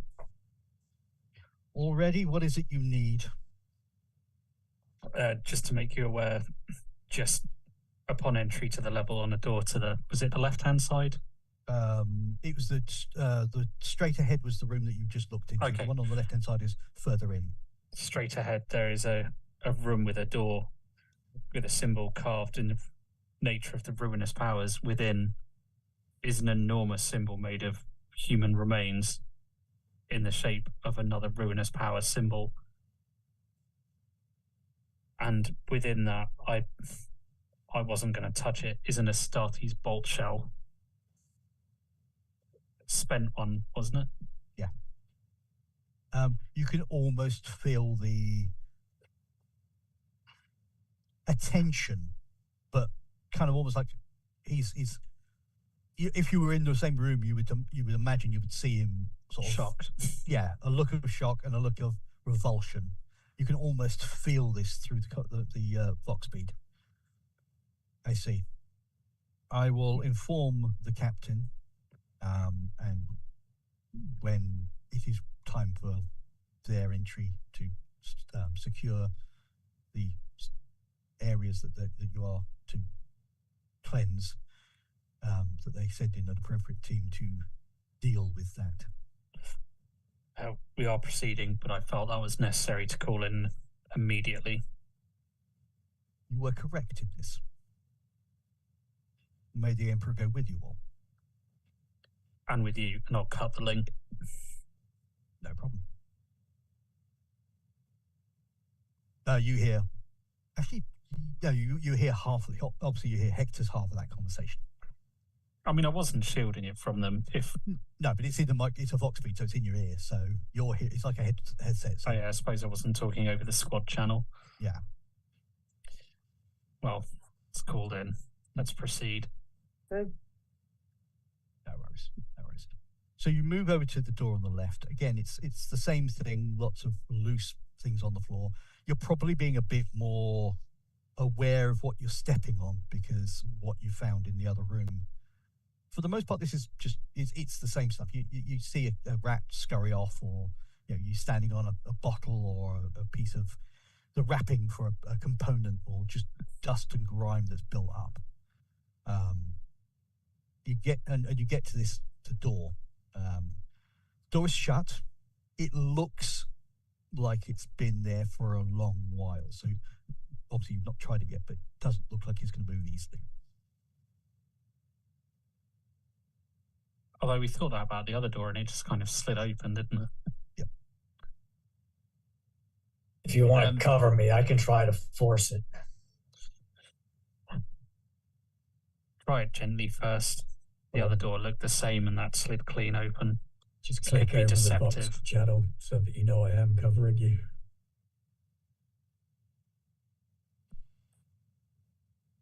You want Okay. to? I'll basically get ready the shotgun as Harrow steps up to provide cover. No worries. Zimian? To the side, though, to not interrupt the sniper. No worries. Well, yeah, I don't want to get in the way of the door, nor do I want to get in the way of the cover. So I'll stand next to Tessera. Tessera or Tessera? Tessera. Tessera. Yeah. I should draw my pistol and be ready. No problem. A long way back. So near the other end of the room, the tech priest pulls a stub revolver. That's probably where we are anyway, so the sniper rifle has enough range to actually work. Sniper rifle, a BT's shotgun, Yeah. stub revolver. Kill To be fair, stealer. my shotgun had worked from the other end of the room as well. No problems. You move over to the door. Being a no fighter problem. is not my thing. Except the frenzy talent. I remember. Aside of that, Yeah, frenzied tech priests, glorious. yes, I frenzied last season. And it was Zilch's- wonderful. Yeah, that was Zilch's random talent. So how is Harrow approaching this door? I don't mean as in you're just stepping up to it, but what are you planning on doing? Before I know He the moonwalks sarcasm, to the door. the sarcasm in this group is strong. So he'll activate his power and try to slide it into the seam of the door and then use that to open it enough to get his fingers in place and then try to pull it open. No worries. You did break up there a little bit, but power sword I think was relatively clear, so I think we're fine with that. No problem. So you power it up and you slide it in. I'm going to say, can you make for me? Ooh. If there was a force skill, that would be the appropriate one, I think, at this point. But let's say that this is going to be. We'll just say this is melee. I don't think there's a lot of. Yes. Yeah, either that or athletics. Yeah. They're pretty close for me on both. You're going to be at +20 because it's not exactly. You're not trying to hit something that is parrying. If the door starts parrying, you're going to worry.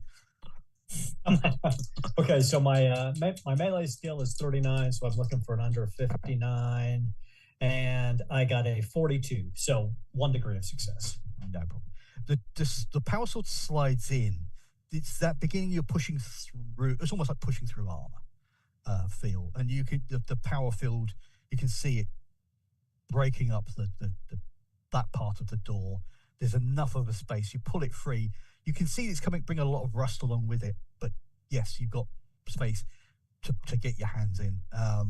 And so, how many success levels did you get? 1. Okay. So no problem. You can do that. And if we can now have I think this is going to be an athletics roll to put it. Sure. So this is at 37.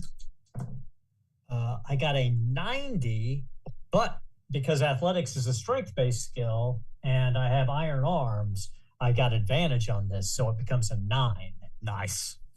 for 3 success levels. No problem.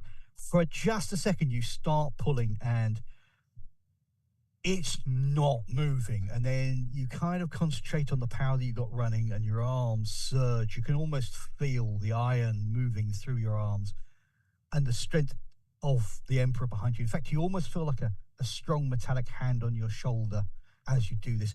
And there's a deafening shriek of tortured metal as this door slides to one side. And as he's doing this, where his hands are, it's almost like it's crumbling underneath. He's put his hands on a very rusty door that he's managing to push open, and parts of it are just flaking away as he's doing this. And you are looking forward into a smaller room, smaller even than the one with the symbol that we will not mention, and a corridor leading off from there, a very short corridor to another chamber. Is there anything in the room? No, this room looks like it was probably once a supplies room, not so much as in a separate room where you keep them like a cargo bay or something like this, but it was kind of moving from this section into that section. You're going to need to be doing stuff with certain types of equipment. So racks of appropriate tools and the like would be here. That sort of stuff. But that's long gone. Long. Is there any trace that anyone's been here? Like, is the ground kind of dusty, or is it clean? Does it look like it's been used? There's a lot of grime. As with the first room that you entered, there's a lot of grime and detritus. Footprints? You can try because I can't remember what if there's a tracking specialization. I'm going to say this. You can use intuition. You can use, I would say, awareness, definitely. I mean, awareness and intuition are the same for me. Okay. As I've said before, if there's a skill you think would be appropriate, or you remember what the specialization tracking, if it exists, come from. Well, it might do, but my specializations are people and inquiry. Yep. Navigation. Tracking is navigation. Yep. I got an 18, and using intuition or awareness, dealer's choice, that would be 50, so 4 success levels. No. So looking around, you're not seeing any signs of any footprints that are younger than your great-great-grandparents. But that's a very good question, actually. Did Ben and Aaron roll the age of their characters, and what were they? Because we didn't. I'm 30. You're 35. Two Oh, youngsters. children!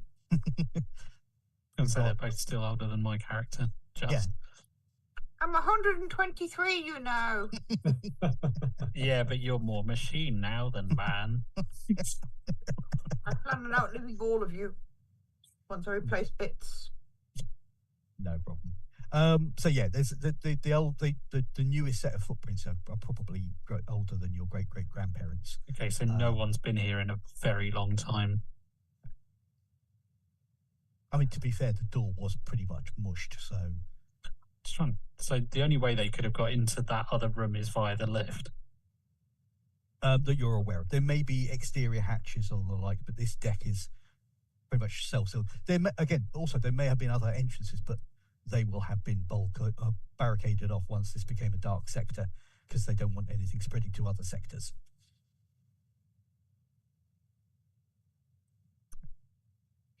Well, I mean, I searched it very thoroughly.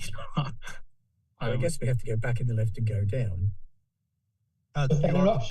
You're at the bottom level of the lift that you're currently on. You suspect there'll be another way from the map. Actually, you've got the data slope, the map on it. There is a stairwell, a ladder well going down, and probably at least one or two other lifts within this area that go down to this lower. Where's the ladder well in comparison to where we are? You have a fair amount of walking, so you're probably going to need to go to the far end of this deck to get to it, because of course, why would they make it easy? No. I thought it was Let's do only that. 2 rooms. I'm confused. Sorry? What was that, Jan? I thought there was only 2. There's the lift room, and then there's 2 rooms off it, and I thought That was pretty much okay. it. So the lift came down. There was, Yep. was onto a room beyond that. On the left-hand side, there was a door that's managed to open to a smaller room, which has a small corridor leading on. So you haven't. There's still stuff to be investigated. Oh, right, ahead of you. right. Okay, so I was thinking these two rooms were sort of. No, that's absolutely fine. It would be a very short adventure. That's what I was thinking. Well, let's be thorough and sweep the area. After you, corridor, then? ladies.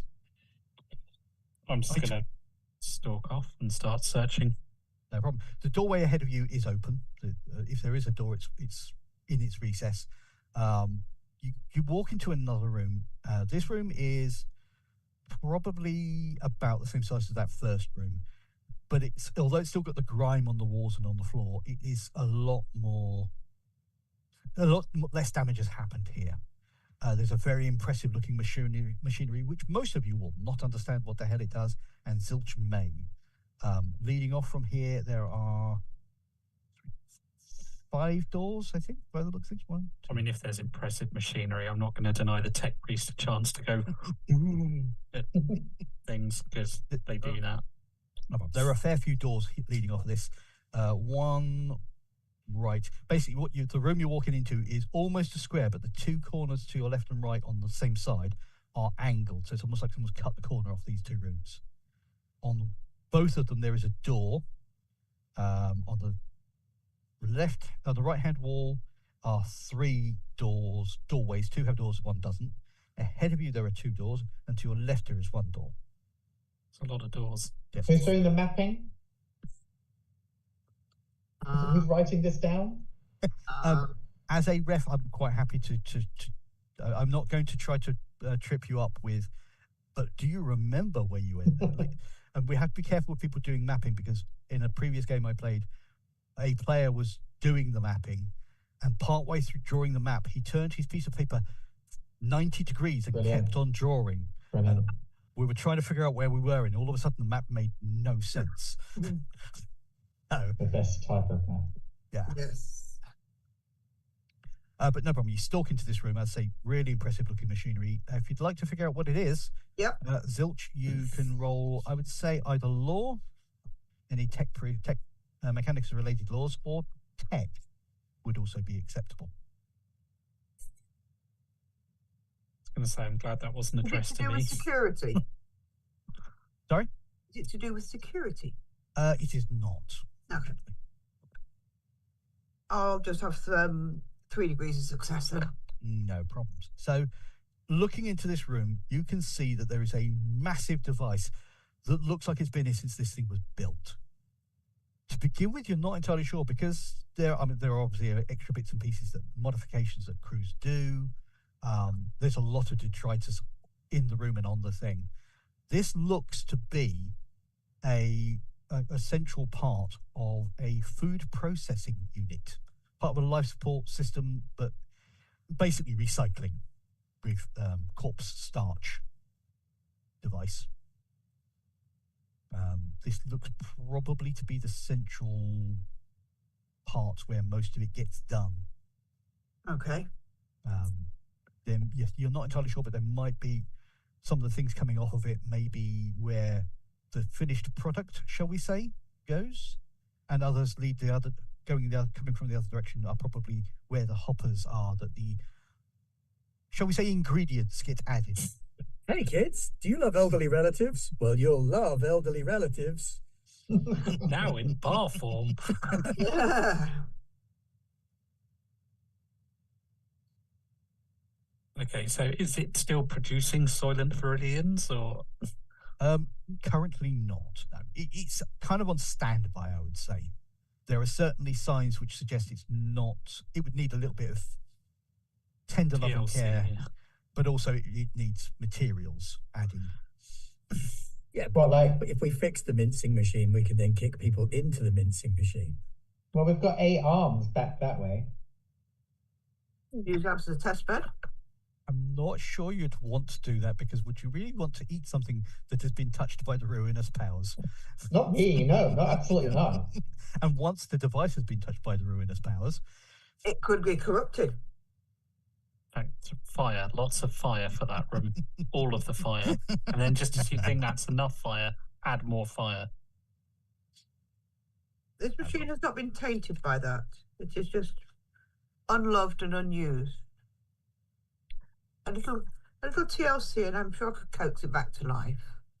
Well, we'll make a note of it on the map and continue on. It could be a valuable resource for the ship.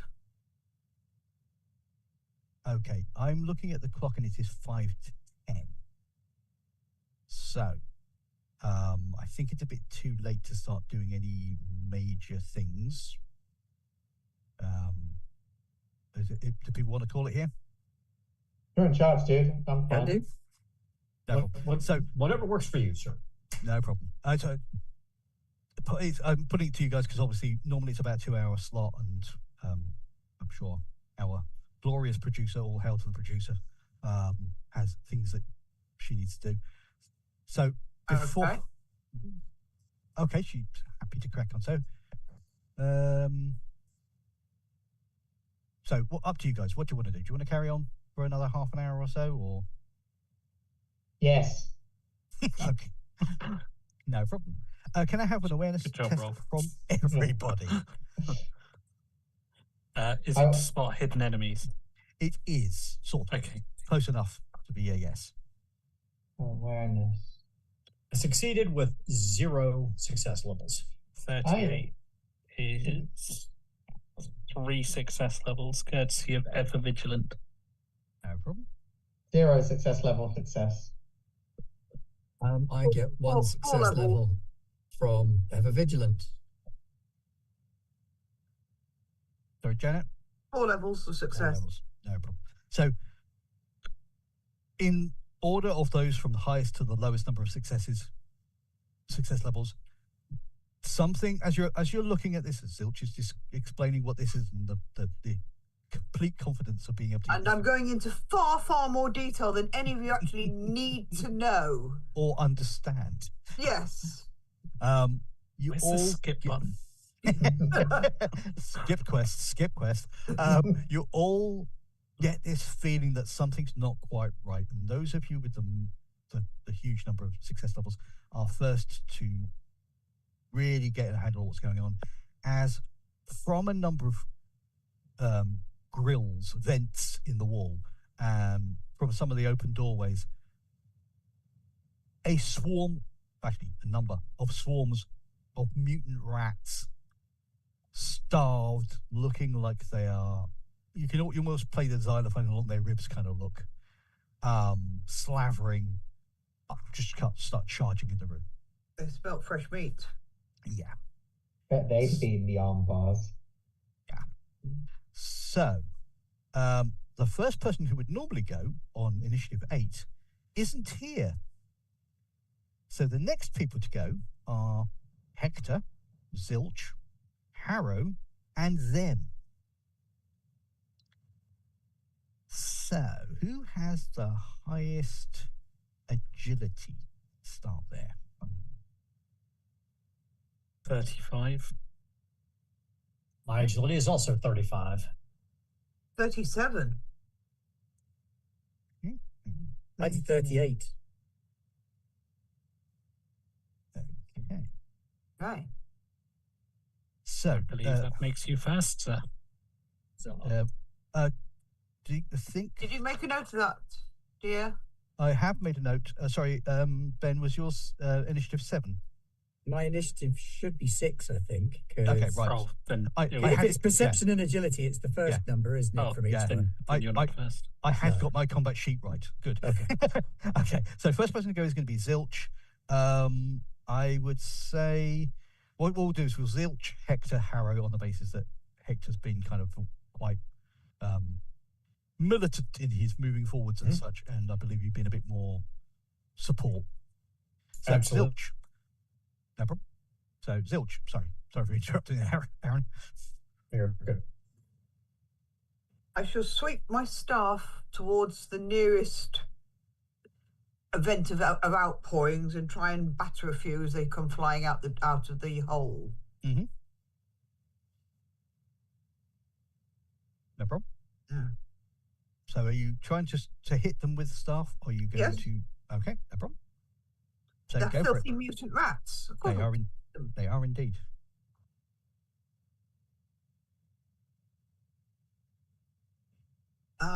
Straight success, no degrees. Okay, a straight success is still a hit. Yep. Damage 4. Okay, so minus any armor they may have, and you do that much of it. So you bring your staff around, and as you sort of bring it around, you are hitting. There are so many of you. You're hitting a number of them. There are broken rat bodies and maimed rat bodies. There's still a lot of them. Yeah. I didn't think I'd get them all in one hit. But you managed to sweep a fair amount out. Some of the other ones also get distracted with the fresh meat that is now not moving and looks a lot less dangerous. Hector. Well, if there were other things here that didn't know we were here, they're about to. Kaboom. Have we given up on subtlety then? Well, I'm holding a shotgun and there's angry things running at me, so Yeah. I'm just checking. So I rolled a 26. And where's range? There it is, 5. So that's 2 degrees. No problem. Jan, did you remember to add your success levels onto your damage? There weren't any success levels. Good. Right. My target's 43 and I rolled 41. So Right, so I got that with the 2 success levels, that's 10 damage. And it knocks prone as well. No problem. Are you going for the same group that Zilch is attacking, or another? Whichever group? one it was. I'm assuming I would have been looking at one of the vents. I don't know if that was the same one as Zilch. That's fine. So no problem. You bring your shotgun around, and just, even though it's not got spread, you fire a shot off, and it just decimates this swarm of rats. This is an X-swarm of rats. A large chunk, like a swathe through the middle of this swarm, is now pre-processed meat. And what's left runs and either joins one of the other swarms to bolster their numbers, or just disappears. They scatter. And your ears are all probably ringing a little bit as the very, very, very loud, artificially loud shotgun. No, the shotgun, the only artificially loud bit is the pump action. So after I fire it, there'll be an incredibly loud chunk, chunk. No problem. Harrow. So Harrow thumbs the actuator on the power sword, whips around and strikes at one of these swarms. And he moves really fluidly and very gracefully because he's infused with this psychic energy. And he just kind of leans over to the side, and it's like he's just skimming the blade an inch over the ground through this oncoming horde of rats. No worries. I got an 81, but that becomes an 18, which is 4, 12, 14 points of damage. Yeah. Harrow brings the power sword around, swipes through a third swarm of rats. The power field incinerates their corpses as it bisects them. Some of them look like they're about to grab some of the now fresh and cooked meat and drag it off into a corner before they are also chopped and cooked. Another swarm down. There's still a lot of rats. So now the rats. So there are that many more. Actually, that's almost convenient. There are almost enough swarms for everybody. So, in order of the overlay, I'm going to roll a d5, and this is the one who's not going to be attacked by a swarm of rats. Oh, Jan is not being attacked. Zilch is not being attacked by rats. Everyone else is. 6 on the dice. Okay, so The first one, although, yeah, she was attacking a bunch, but they've obviously moving around her because she's dangerous. So we'll go with versus Harrow first. Again, order of the... See? Okay, so that is... Okay, they don't have a thing that allows them to swap their dice over. So they move over and they start biting at you and clawing at you, and you can feel them on your armor, you can feel them on your clothes, but they're not actually getting through. And they're probably starting to scale up your body, but not getting anywhere fast. So, Tessera. Don't they even find me? Smell. Ah, smell. Smell. There is warm blood over there. But damn you, my one weakness. I not only did I fail because again, I did better than last time by 4%.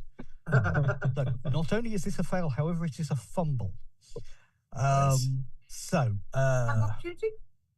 well, I believe there is a fumble table which I have. I can find the sheet. They drop their teeth. Curse our mutant dentures. They go to attack me, but end up in a humorous bar brawl style situation where they're fighting each other, like the Three Stooges. I mean, there's 400 of them and they're rats. Give me a D10, Ben. 5. Their reckless attack causes them to twist their ankle. All of them. Also, simultaneously. Okay, so I'm just going with reading what's in the book because this is technically your fumble table. So their ungainly attack may cause the reckless attack. Perhaps they like trip over each other trying to get to him or something. Their speed is reduced to slow until the end of the current encounter, but it's not a critical wound. So there are so many of them desperate to get to Tessera that they are almost clawing at one another and moving towards you, but just slowing each other down as they're moving to attack. And they are stupid. They're almost as stupid as our cat. Almost. It's a low bar. Okay, so Dr. Zimian. Okay. Oh, right, yeah. Also a fail, but a lot better than the last 2 rolls. Oh, they're attacking me, are they? That's what. Oh yeah. And the last set are attacking Hector. And my dice rolls have slowly been getting better and better. So this bunch actually hit on a 0-5. So 2 success levels. Well, balls. Yep. Exactly. Not anymore. So base 5 success levels. Base 5 damage, I should say. But they do have the weapon trait ineffective. So what does that mean? I'm just trying to find ineffective. Ineffective. Not good at penetrating armor. All armor is doubled against ineffective weapons. Good times. So on location 5, which is a right leg, which I think is very convenient for Hector, they are doing 5 points of damage. Well, with double armor, I've got 10 on my right leg. So even without them being ineffective, they would have been ineffective. There are scratch marks, there are scrape marks. You can there's some of them actually making teeth marks in that armor. Well, it sounds like the quartermaster's problem. Okay, so on to 6s, which is Dr. Zimian and Tessera. After you, Ben. Okie dokie. In which case, I am going to fire a grapnel line up into the ceiling and get myself off the floor. Okay. No problem. Bite me now. A small line of rats hanging from the line. They all pull grapnel guns and they're forming a ratting pyramid. No problem. I'm guessing it's probably because of your role. You probably have a quieter grapnel gun, so you guys might hear as it hits the ceiling. You'd probably hear the thud. You might hear that. It depends on how well they've designed it. In the middle of combat, you probably don't even notice, and a person you didn't know where he was, or where she was, sorry, is not where she was, and now she's somewhere else.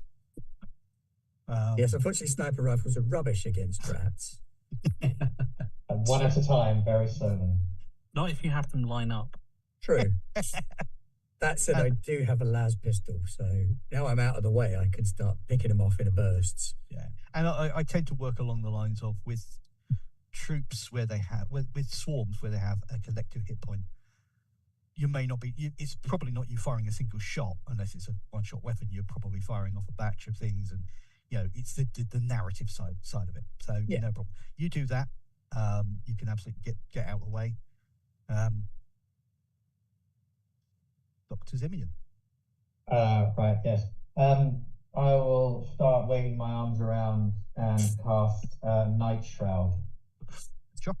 By the way, Ben, I would have let you have an action as well. Oh, okay. I think firing off the grapnel line would be firing. Yeah. If you'd been just moving, you would have been able to get moving an action. Oh, for a minute, I was hoping Dr. Simeon was literally just there, going to go, ah! It's mainly the waving the hand. This will spook yeah. the rat. With the backlighting, it's terrifying. Oh, they're not going to attack him, he's nuts. Slowly squishing the rats with the monotask skull. There's a lesser Luckily, known... its single task was squashing rats. There's a spell where I can summon my own rats. That would have been great. I could have summoned rats to fight these rats. And have a little rat sort of Warhammer thing going on.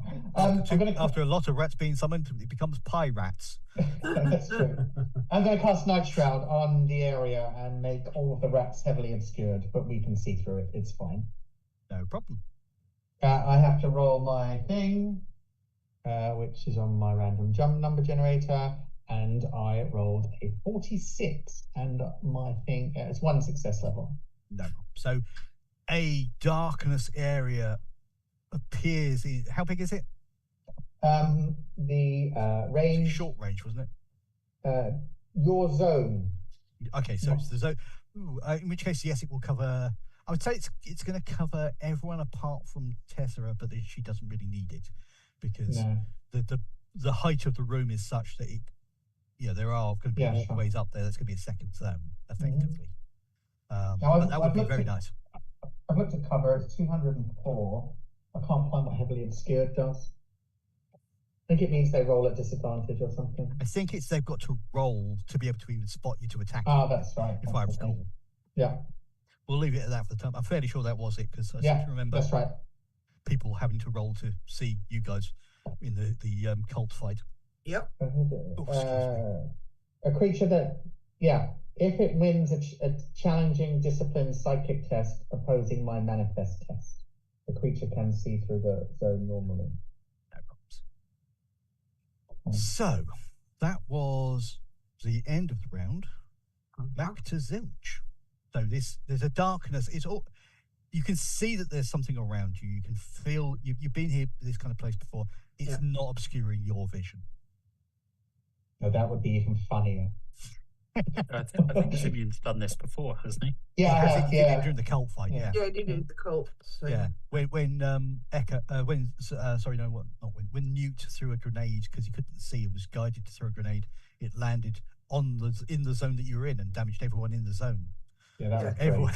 All of the party had to roll to avoid being damaged by a grenade. Fun times. Okay, I'm going to try and take out some more of this swarm. Sure.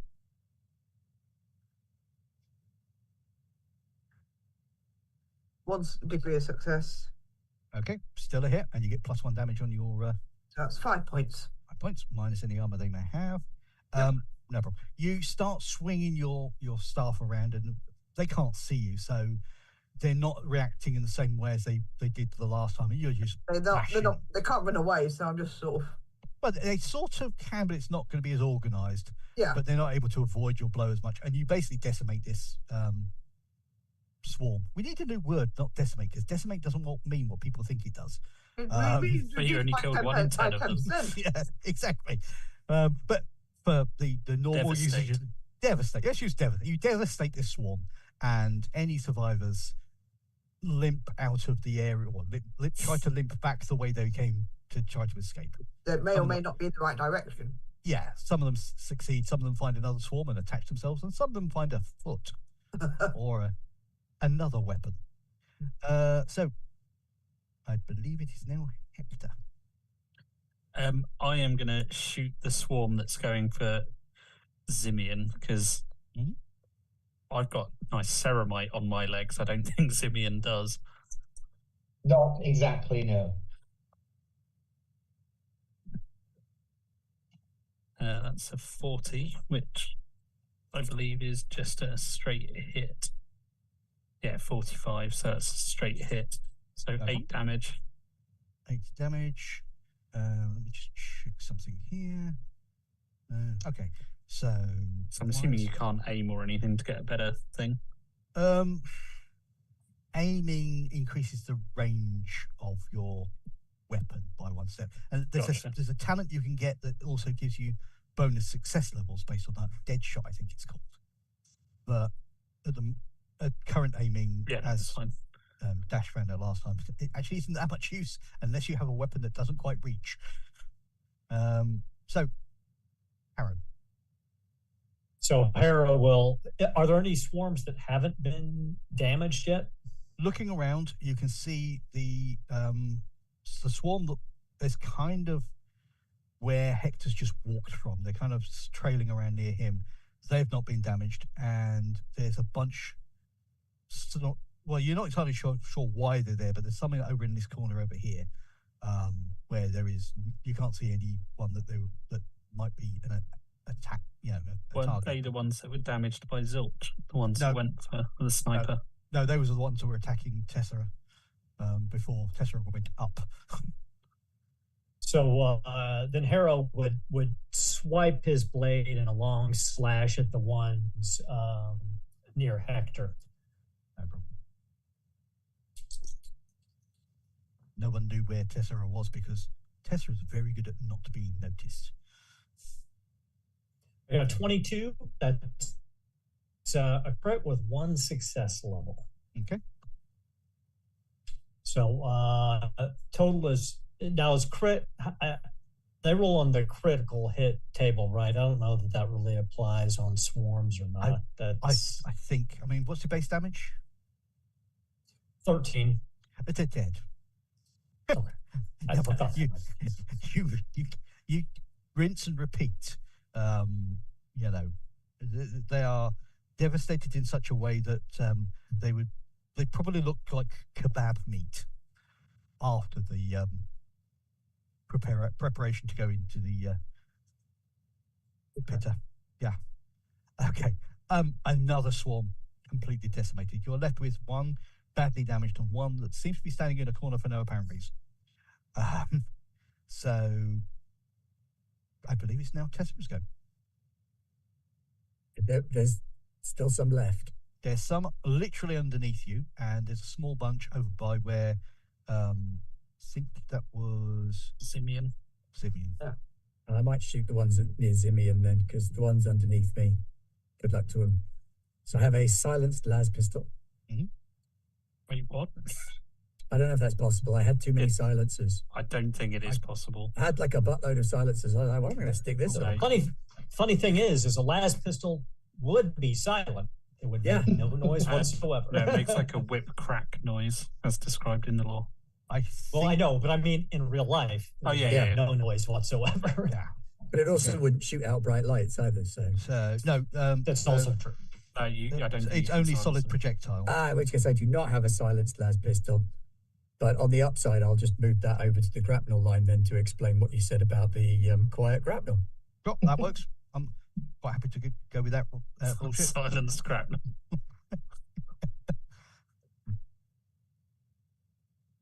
Yeah, I had loads of silencers for some reason. Where are these all coming from?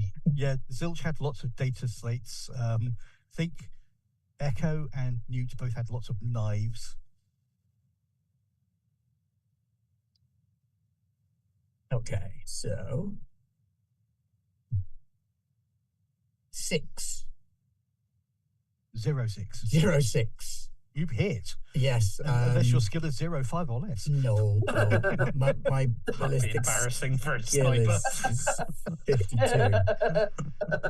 Okay, so So- that's 5 success levels. 5 success levels. Nice. And las pistol does 7 damage. Yeah, even before you told me what the damage of the last pistol was, they didn't have that much left. From nowhere, there are whip cracks and snaps of light, and large numbers of these mutant rats are incinerated or just shot dead. You think someone's over there? I mean, we know where the last shots came from. To be fair, you're It's probably where that little now. pyramid of rats is going. Damn you, Tessara! And to be fair, you're probably not as hidden as you once were because you're now attacking. Yeah. Okay, so that leaves, I believe, Zibian.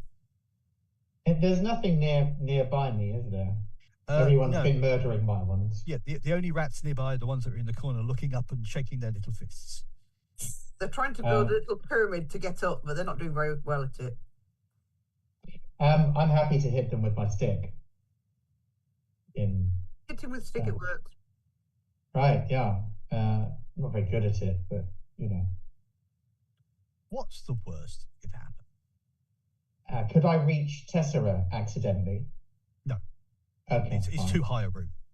I've got a really long staff. Right. If you try hard enough. Stop bragging.